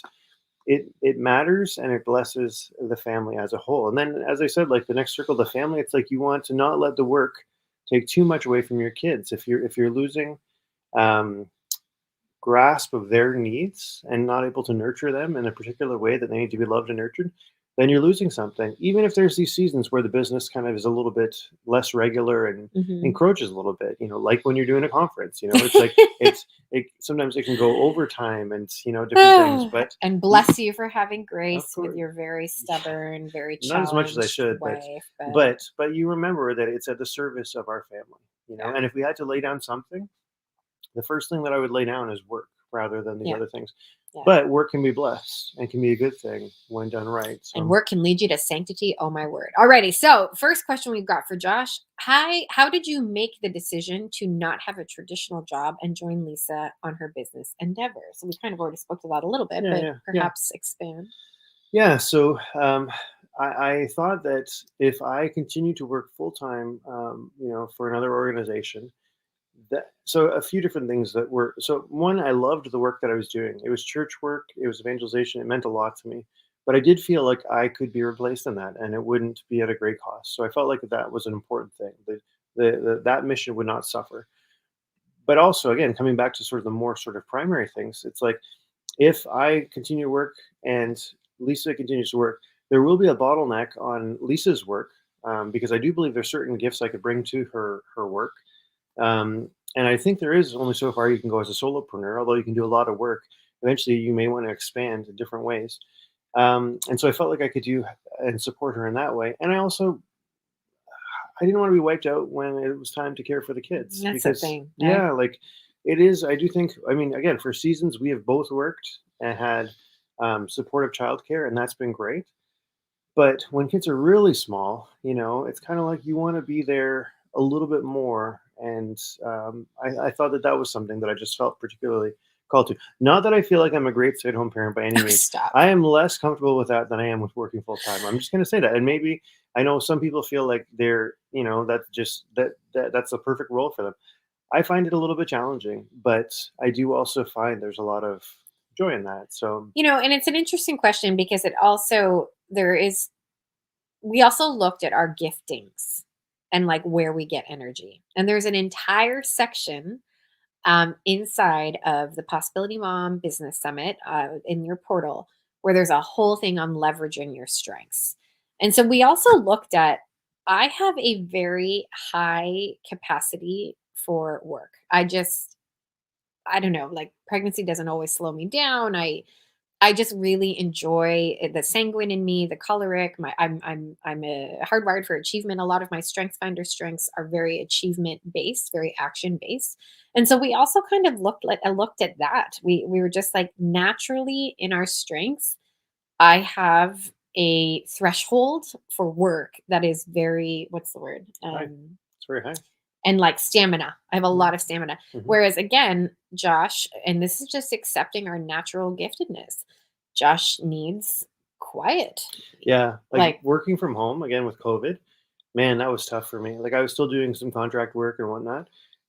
I found anyways, yeah, we don't have to belabor the point, but I do not bounce back as quickly into tasks as Lisa does, for example. Yeah. And so again, I find that safer and more comfortable to do work at an office somewhere else. But we lay our efforts behind our thing where we think there could be great impact. And this is the thing where life integration, life integration, where family and work, where it can all be integrated. If we viewed it as so separate, like, you're going to do 9 to 5 here and I'm going to do 9 to 5 here. And then we're going to do 5 to 10 here. And we're going to squeeze in, working out and self-care and date nights. Like it just doesn't make sense. Like it mathematically does not make sense. There's an incredible interview on the summit with Laura Vanderkam, who has written, I think, 13 books on the topic of time management and done extensive study of men and women, but a lot of women on literally how they do it. And she's encouraging in the interview, talking about like flexible schedules and like, what if you did one very long day and then other short days, or, those kinds of negotiations. And so, yeah, I just think like all of these things have to be your entire life, your entire dynamic, your temperament, your spiritual gifts, your natural gifts, like you're just all the things need to be considered. Okay, we got a question here from Thana. Hi, Thana. I admire your confidence as a man so much, Josh. Thank you for sharing your marriage with us. How can you, as an introvert, have the energy to be a homestay dad? Yeah, if you figure it out, let me know. Okay, if I may, here's what I observe about Josh. He's very strategic about how he uses his energy. So, for example, like he's not going all day long with the kids. There's like a portion of the day where they will go out and like go to the water park Mhm. or whatever. We live in Southwest Florida, so we are often outside at the Yeah. pool. Yeah. And then there's a portion of the day where the kids are at home and there is a show on and he is reading the newspaper. Right. And there is no, what's the word? Yeah. Like I try not. I try not to do the days like a marathon, but like think of like the series of sprints. So yeah, as an introvert, I don't like at times like I don't like how much they scream. And I don't like how I'm urgent sorry, things what? are. I don't like how You don't like how our small children scream? Right now, I have a 1-year-old and a 3-year-old girl at home, and they're adorable. But they can fight like seriously, Oh, my right? word. Um, but yeah, so I guess like I try to not have unrealistic expectations of myself because I realize the days can go very different, and they can still be good from their perspective. So what's required? I need to be present to them. I need to answer their questions. I need to provide for their physical needs. I need to change their diapers. I need to, you know, um, smile at them and read books and things like that. But it doesn't have to be like this sort of long marathon of those things. So we don't go to the water park every day. We don't, like, I don't try to take them to mass every day, for example, Mhm. though I would like to go to mass every day. And they nap at the same time, and we all nap. Yeah. Like the whole house naps. I nap, he naps, and the little girls nap. Right. So once you get to almost 2 p.m., then there's a break coming. So that might be where, like I catch up a little bit on the news or I spend too much time arguing with people on Twitter or whatever like that. But it's not like, I know it's not going to be like, yeah, it's just going to be a series of things. My spiritual director, when I first went to be a stay-at-home dad, when we had 3 kids, I was trying to sort out how do I do this going from office to home, and he said, "Well, treat your home life professionally." Mhm. And that means having a sense of a rhythm or a schedule. Mhm. So when I first get up, I don't put on Cocomelon for the kids and say, "Hey, watch TV for however long," because that's not the best way to break up the day. It's better to perhaps have quiet time in the morning or creative. I say quiet time. They always do something crazy loud and find some way to chase each other or do whatever. And I'm present to that as I have my coffee and whatnot. And then perhaps like, okay, let's get the kids out of the house, even if it's just a walk around the block or let's go get the mail. So get them a little bit stretched out. Maybe we integrate some water. I love for them to get sunshine. Um, I try to just sort of bring them into, do you guys want to do this? Yay, and whatnot. But it's segments. And if I'm having a day where, as an introvert, or as whatever, I'm particularly tired. Okay, we might start that TV a little bit earlier. But And I yeah, have no qualms yeah. of any kind. But about any of I don't that. think I'm the expert on it. But I'm trying to just be realistic and be like, I am their dad, and I can show them love, and it might look different than another parent, but I can try to be present and not coast it, but also recognize they don't actually need like relentless sort of focus. They need enough focus, and it's okay also if they're caught up in a fun activity with each other. It's okay for me to pick up the paper and read it. So I don't know. It's strategic with energy. Natalie B says over here on the sidebar, Slido, I'm loving this so much. Thank you both for being so vulnerable and authentic. And I want to just mention this comment here from Flavia. Flavia, thank you very much for this comment. It's so wonderful that you, Josh, decided to stay home to let Lisa follow her dreams. I just want to really clarify. This happened when the dream became shared. Mhm. Like it really, like, I can't stress that enough. It wasn't like I went to Josh and said, "Hey, I really want to do this." It was more him saying to me, "I think you should really be doing this." Right, yeah. January and Ryan Donovan share a similar thing on their interview where January was very content doing what she was doing without charging people money. Like she was very content with just um coaching or mentoring casually, if you will, like just out of her own time, like her own spare time. And it was Ryan who was like, "No, I think you have like a methodology Mhm. and a way that could be created, like a business and a business opportunity for others." And so it really, I just really want to highlight that. So before you go, Josh, because I think it's important, and we do have a whole bonus talk that we mentioned when you upgrade to VIP. So I don't want to overlap too much because I know some people will gain access to that. But Mhm. if a mom is listening to this and they're like, well, that's great, Lisa and Josh, but my husband thinks my goals right now are totally unrealistic.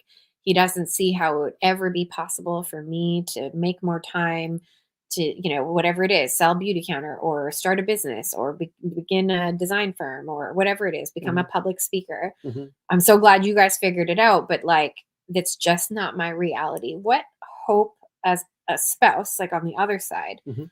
what hope would you give that person? I guess I would say, um, try to see if there is something true in what he's saying. Like, I think probably in the early days where I was maybe, let's say unconvinced about, perhaps some of your early dreams in our marriage. There may have been something helpful in that. Like you might have said, yeah, maybe this isn't as clear, or maybe I haven't thought of this or that, and so maybe that is important to sort out before I launch into this or whatnot. So there might be something of truth, and assume, I guess, that your husband is coming from a place of wanting to provide. Like, he doesn't want to give up on caring for the family and making sure that all their needs are taken care of. um That's a whole other talk we could give yeah, yeah, that we don't have space for tonight, but yeah, yeah, just the money and the role of money. Again, I want to encourage you to check out the other interviews yeah. about wealth. Like, I have a friend who um is working in a city job and doing really great stuff. Loved what his wife was doing. Totally behind her. Wanted to leave and to support her and be more present to the kids, but was, had that sort of heavy on his heart that I have a pension. I have to. I'm Mhm. providing for my family, and that's a good thing. Eventually, over time, and again, this was not an immediate thing, but over time, he got to a place where he saw that with what she was doing, it was like, this is really blessing the world. This is important stuff, and I don't I don't love the job I'm doing, even though it's paying me great. And so he got to that place. But even a person who really supports their spouse can feel conflicted about, I'm providing for them, even a pension. So I don't. It's not easy to say no to that. So I guess what I'd say is, every situation is different, and like in our life, there may be seasons of amping up, how much you do lay into those passions. So like you said with January, and like with us, you were able to exercise those passions to some degree. You could say it almost like bullets before cat and cannonballs, like doing this thing, and through doing the thing, it became clearer to you and to your spouse, to the point that the spouse could say, hey, you got to keep doing that, and you know what, I could even leave my job to help you keep doing that and do it more, because I want it to be bigger. I believe it can be bigger than maybe even you believe it can be. So Oh, honey, it's such a, it's a wonderful thing to have you on here, and I'm grateful to, I'm grateful for you. oh, thank you. I wasn't really saying that earlier today, if you remember correctly, Yes. the conflict that we had Yes. earlier, Yeah. because I forget sometimes Yeah. that we are hardwired different, and I expect my spouse to act exactly like I would in a situation. So I apologize for those times. I've thrown up a poll. If you're watching this on the possibilitymomconference.com/live, I've thrown up a poll there that I'd love for you to answer, or feel free, if you're watching this on YouTube or Facebook, to just comment right here below. In one word, describe how you would like to describe your marriage. So maybe Mm, it's not how you're currently describing it, mm. but how would you like to describe your marriage? Josh, I would describe our marriage currently as abundant, Oh, good. and I would like to continue to describe it as abundant. What Nice. about you? Vice grips. No, I'm just kidding. Just Oh, kidding. that's so that's mean. called a callback. If I was a comedian, that's called a callback. That's so mean. You can't use the word fruitful with us, because I think we've already demonstrated many times over. We don't have a challenge with being fruitful. That's true. That's true. It's an obvious one. I would say adventurous. I think we have. Adventurous is a good one. Yeah, Yeah. we've leaned into risks at different points in our lives. We've been blessed in different ways that have allowed us to take small risks or larger risks or whatnot. Moving from one country to another. Um, yeah, I mean, there's a lot of words, but I think God has blessed us and given us a sense of coming back to where you get a sense of sort of clarity and what do you think would be good for you and for your marriage and for your family, it can lead to trying things that other people don't understand and are like, that's really weird. But it's like, but we feel like this is where we're kind of called to go. So I'll leave with that. I don't know. That's what comes to my mind. Thank you, honey. Yeah. We're seeing all kinds of fun words here: unitive, kinder, thoughtful, secure, intimate. I love it. Beautiful. And just keep those words coming. And I just have to acknowledge this one comment here from all the way in Australia. Thanks, Josh, for watching. From Hey! another Josh all Another the way friend. in Australia. I Yeah, love blessings it. to you and Elena. I love it. Alrighty. Yes. So thank you. Oh, You my may, pleasure. you may depart to the stage. Do you have an ejection button? Yeah, like, It's like, whoa. Alrighty. So I'm hoping that you are at this point feeling like, okay, there's a little bit of possibility. I'm not fighting the tension of maybe my passion is taking me away from my unique call. Maybe my passion is not taking me away from my vocation as a wife and as a mom and of my home, all the things. So I'm hoping you're feeling that way. I'm hoping that January's conversation of work-life integration can show you another possibility. And I'm hoping that my conversation with Josh can show you that there are possibilities in marriage as well. So, where I want to land the plane, so to speak, tonight and really get us ready for takeoff tomorrow is, well, how do you like gain clarity around this unique call? Maybe you've come here on this conference with a very clear call of what you want to do. Or maybe you have no idea. You just have this like curiosity, or you have this inkling, oh, I really think I'm supposed to venture into business or into entrepreneurship, but I'm not entirely sure what.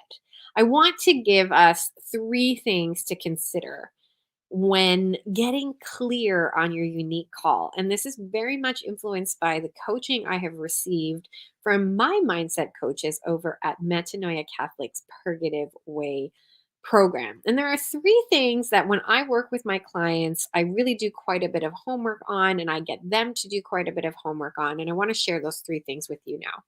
Number 1 is, what are your natural gifts? And if I can share my screen with you and show you the interview that we did with the beautiful Michelle Dunn. Michelle Dunn is a trained strengths coach. And if we go over here, you'll see that she talks about how the Clifton Strengths Finder test can help you become just so keen or so aware, keenly aware of where you are naturally gifted and where you are not. And we chat quite a bit in this interview about what it was like for her to coach me and how I was able to take the strengths that I have completely in my natural human, just like human inclinations.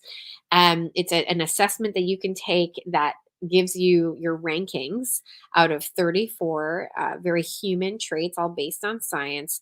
And this interview is so good. We also talk with the beautiful Estefania Vizo, where she poses the question, what did you get in trouble for when you were a kid? For example, she and I would both get in a lot of trouble for being talkative. And now she and I both speak for a living. And that I got to highlight my beautiful friend and client, Janae Franco, who talks about understanding her strengths and how that led her to freeing herself of perfectionism and instead embracing progress. And so if you can literally take assessment tools like StrengthsFinder, there are many other assessments that you can take, but StrengthsFinder is my favorite one. And you can just understand naturally from a purely human point of view, what are the things that people point out in me that are very apparent, right? So again, it could be things like you're naturally empathetic. You are naturally positive. You are a natural problem solver. You are naturally competitive. These are some of the examples that can come up in your very natural gifts. The next one that I want to highlight that can gain you clarity on what you are supposed to do is your spiritual gifts. Are your spiritual gifts. These are the ones that really are meant to bless others. They are from the Old Testament and the New Testament. There's a little bit of debate about how many there are. Like I think I've read so many different numbers that you can pull from different resources in the Bible. Um, it is unknown. My husband, thank you, non-exhaustive. My walking catechism of the Catholic Church is telling me, but they're meant to bless others, and so there are tests that you can take that if you literally just Google like spiritual gifts inventory, there are tests that you can take that share with you you're naturally gifted at music or at communication or at healing, wisdom, prophetic words, knowledge. And these can be really interesting clues as well as to how you are meant to use your time. And then the final question that I think is a really helpful one to help you clarify your unique call is, what is the legacy you want to leave? I write about this extensively in my book, The Possibility Mom. It's an exercise that I often give my coaching clients. And it's something that my husband and I actually took to what we were calling a family retreat. We have sort of made this new practice of every year, or maybe even more than once a year, but to take a time to almost vision cast as a family. And we're working on a YouTube video to show how we did this. We just did this not too long ago in St. Augustine, Florida. And we simply went, we visited, there's a beautiful national shrine there, and we rented a house that was just very beautiful, very comfortable for our family. And we took some time to brainstorm as a couple and as a family. Like, we involved the kids who were old enough to participate meaningfully in what are words that would describe the Canning family. And it was a fascinating exercise because we came up with words like Cannings are adventurous, Cannings are hardworking, Cannings are generous, Cannings are what are other words? Courageous. Like, it was so fun to draw from my children how they want to be described.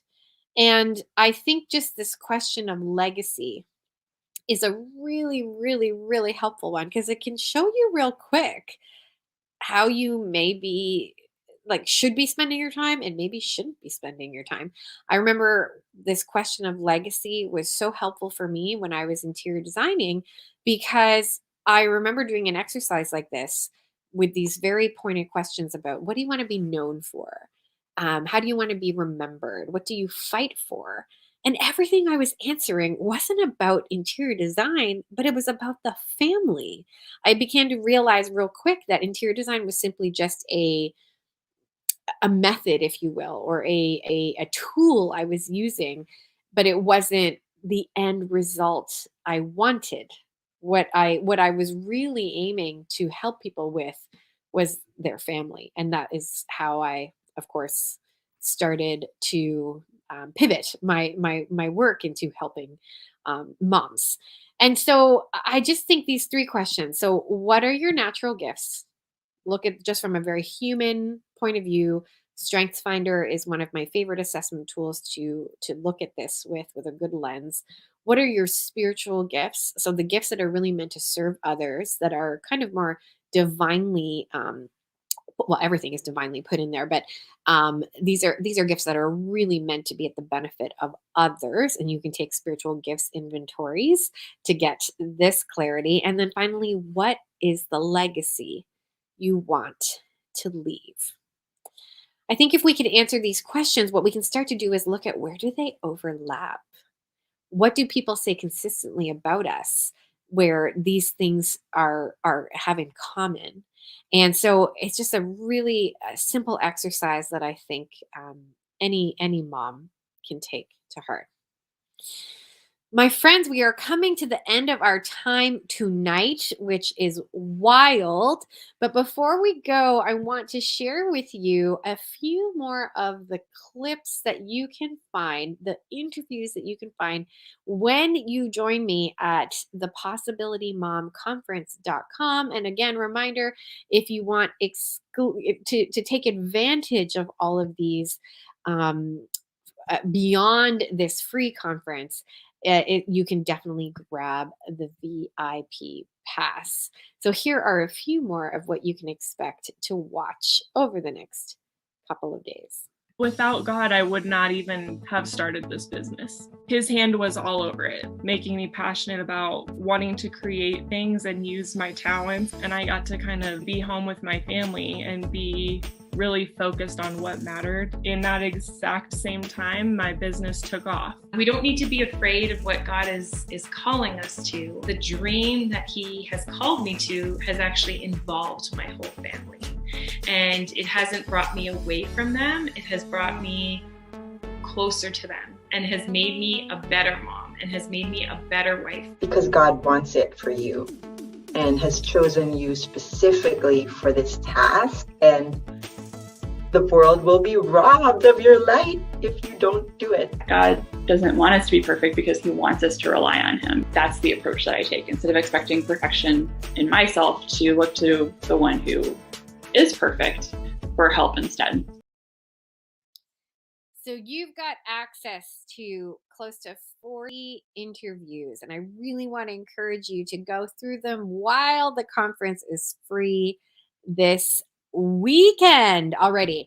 I want to let's do this. Here we go. So some comments here, how I want to describe my marriage: God reliant. That is a good one. Oh, just so many good words here and so many great things. Thank you, Shannon, so much for your comment about our vulnerability. And I see all these other great comments here over on Slido on the right-hand side of me. Nicole Green, thank you very much for this comment that cannings are all the words that, that we vision casted. That is what we are aiming for. Tomorrow, I want to remind you to come bright and early with your coffee at 9 a.m. I am back right here at the possibilitymomconference.com/live, or if you want to watch this on YouTube or Facebook, you're welcome to watch it there too. Come and join me inside of the Possibility Mom Success Circle, where I'll be jumping into the chat. I want to hear your reactions. I want to hear what you're thinking of the summit so far. I'm joined by Dr. Janice Bradenbach, and you really don't want to miss her live talk because it is so good. It is one of my most popular podcast interviews to date, when I interviewed her about Catholic motherhood and career ambition. And we're going to be chatting about why moms should ditch the labels and instead turn to God for discernment and for a label. I guess. Again, if you are enjoying this, I would love for you to share this with a friend, point them to the Possibility Mom Conference.com and get them to sign up for the free pass for this weekend. And of course, I would love to hear your reactions. If you want to go online and just share your reaction to the summit in a post, in a story, please tag me and use the hashtag the Possibility Mom Business Summit. I will see you all bright and early tomorrow at 9 a.m. East. In the meantime, enjoy watching the interviews, and thanks for spending a little bit of time with me.